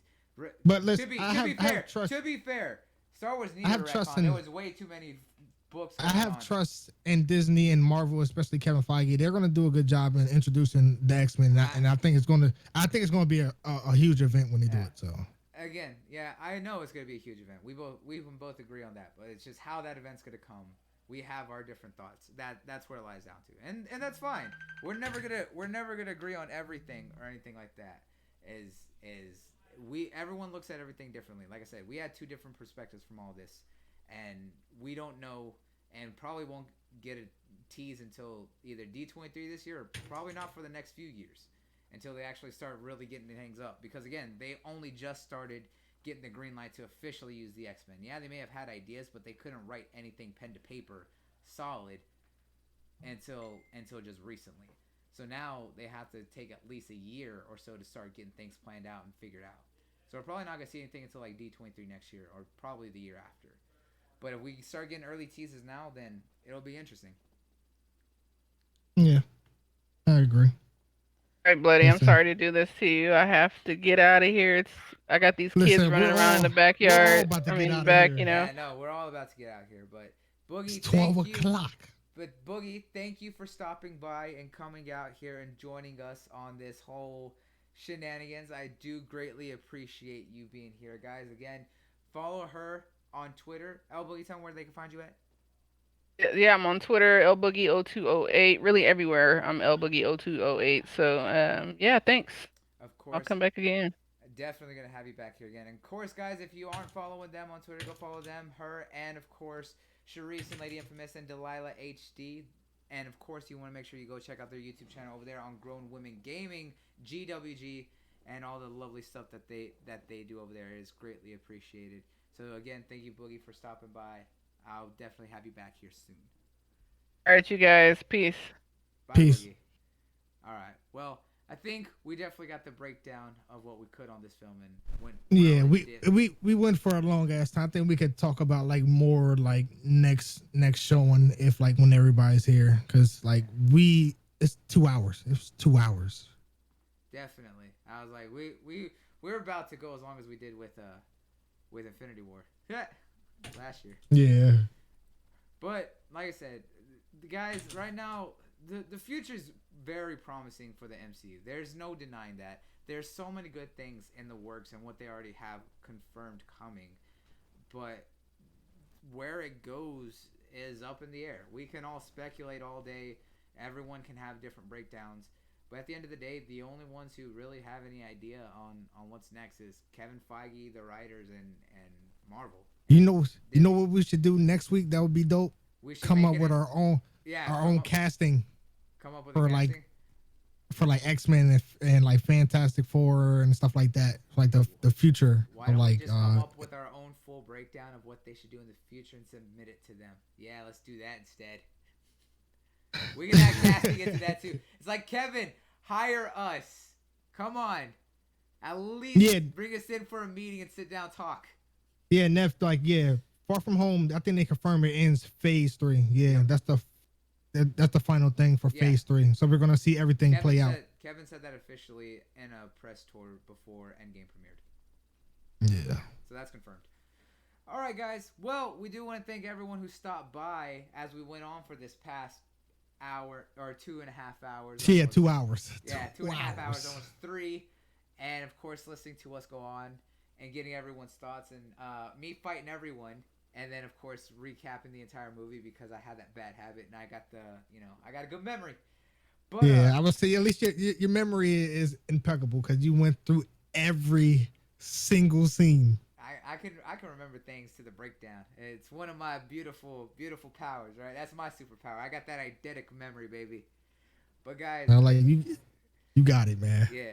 But guys, again, we do really appreciate everyone. You can find all of our social media down below. Of course, we got to make sure that everyone else is added in there as well. But for those who also aren't aware, is that we're also doing a giveaway. That's right. We are doing the first official giveaway that we're calling our Smash Crates, which are themed around certain aspects in pop culture. And right now, when we decide to do it, we are doing it around Star Wars. And we're probably going to do a Marvel crate here in celebration of Endgame and everything else, and that is still running for another week. We'll go ahead and pull up and drop that link in the chat below for all of you guys. Anything that you want to add to the discussion or anything before we sign out of here, Soul? No, I just said just tune in to next week. You guys Yeah. hear me? Oh, there Yeah, you we are, can hear you. Megatron. And I dropped my mic on top of the keyboard, and then after Oh Oh man. I man, apologize. Oh, you're good. no, it's okay. We You didn't have hear it, and we didn't even hear it. So yeah. Anything that you want to say or ask before you sign off? Me myself, other than I enjoyed the podcast. I mean, you guys are in it, so you have a talent.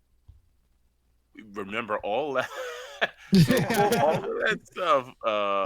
Hats off to you, for being to have that ability. Definitely fun, being on the show. Also, the movie was excellent. Did have issues with the characters, but even all, it was still. I give it a 9.5 out of 10. As far Absolutely. as I'm right there with you. It it's was good, and near perfect. it's been yeah, a it's long time since it's I've a gone to see a masterpiece. movie more than once, and I want to see this movie a third time. I'd probably go see it another fourth time with I someone who can't I've watch it let one. I see it. can't watch it. I might fall asleep now. I watched it 3 times. I can't watch it again. And yet you saw Black Panther 7. It's short. It's a perfect He's like length. it's shorter. It's shorter. Uh, He's like A perfect seven. length. He's like seven Black Panthers equates to 3 Endgames. Like Endgame is pretty long, man. I I sat did. through I it. swear when I sat through it, it didn't feel like 3 hours. So I'm perfectly okay with going again. Like the first like the first act, and it kind of it doesn't hold its value the more and more you watch it. Yeah, I get where you're coming from.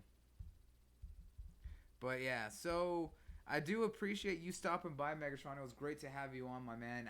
it Like I was. said, Can you hear me? yeah, we can hear you Yeah, it was great hanging out with you, Soul King, and everyone Joe. else. I love your what you guys do is different from what everyone else is doing. So that's why it's so easy for me when I'm lucky enough to catch your show to jump in and listen to what you guys have to say. Yeah. It's It always was greatly appreciated for hearing that from you and from everyone else and around the community and all the guys who stop by and hear that, being able to say, hey, what y'all do is different. Everyone does gaming podcasts, but to get a break away from all that and actually have a nerd centric pop culture, movie, TV, anime, comic book, all that kind of show to kind of get a different view on things. It's Yeah, greatly I get why appreciated. we call it nerdy, but is it nerdy now? I mean, we are It's the trend. popular now. It's It's I think, popular you now. know what? I Yeah, think we are the trend now, and we are. We really it's we're are. the gaming, popular it's guys. anime, Yeah. because it's not the same old same old. It's different to be able to have the ability to dive in So, deeper. I guess at I this point it would. appreciate. Yeah, I think at this point it'd be called geeky because the fact that it's like geek. I think is like trendy nerd stuff. So I technically guess what we're geeky. So you know maybe that. But it was great having you on Megatron. Like I said, Yeah, you yeah, have hanging out with been. yeah, it was good hanging out with Delilah, you, Boogie, again Soul King, Lemon. It was cool, bro. I appreciate being on, and thank you for having me. And this was fun. Yeah, It was no. a long, fun show. Yeah, it was. Typically, but we hit just under 2 hours most of the time. It's only on these really good shows that we go almost three. But again, like I said, it was great to have you on here. Like I said, me and you've been talking for a hot minute since E3 last year, and of course, for those who don't realize, I am going to E3 again this year, and I'm going to keep link up with him and the rest of the GRG crew, and of course, we're also going to have the Iron Lords crew, who unfortunately weren't able to represent tonight, and then of course, the ladies and a couple others. So trust us, all of us are getting together, and your crew, the TXR panel, is all going to be yeah, getting that's together. yeah, that's right. We'll be TXR is on every Sunday night at 9 o'clock Eastern, and give or take wherever your time zone is. And yeah, come check us out. Come follow me on Twitter, Megatron1_1975, or hit me up if you want to play some games or just talk on at Megatron1 on Xbox. That's my gamer tag, and that's about it, man. It's great being here, Yeah, thank you, and Megatron. Seriously, man, thank you. Like I said, I can't wait to see you again when we get I popping can't. off in Cali It's here gonna in be fun. 5 weeks. It's gonna be fun, brother. I'm counting down the days where we just sit back, talk, laugh, take pictures, reminisce about what we the things we went through last year, and then the stuff we're expecting to see at E3. It's going to be a great time, bro. It's going to be Happy. absolutely a wonderful time. So, guys, make sure that you're tuned into all of our social media and, of course, follow all of us because we will be live out there going big, going having fun and doing a lot of things, mixing up with people, catching up with execs. You know how it is, boozing and schmoozing, all the good stuff. But again, for those who aren't aware, right there in the chat over here, that way, over there, there is the link to our giveaway for the Smash Crate. You have one more week to enter, so please do. And also, we are going to be taking a week off, so we won't be back next week. We'll be back the week after as we're trying to coordinate some schedules and stuff like that. So we may have a new time. So make sure that you're following us on Twitter to get that update. And of course, I will make an announcement if that should change for you guys. But from all of us here, again, we do greatly appreciate everyone here. If you're not subscribed, please do. It is greatly appreciated. If you are, share the film whenever we are live with everyone you know on Twitter, Facebook, wherever you want to do it. Show it to your grandma if she's sitting there. Show your dog because, you know, maybe the dog wants to know. But other than that, guys, it's greatly appreciated. So until next time, peace out and check you later. Peace. Ah. Wow, I like how my mouse would die literally as I'm trying to sign off.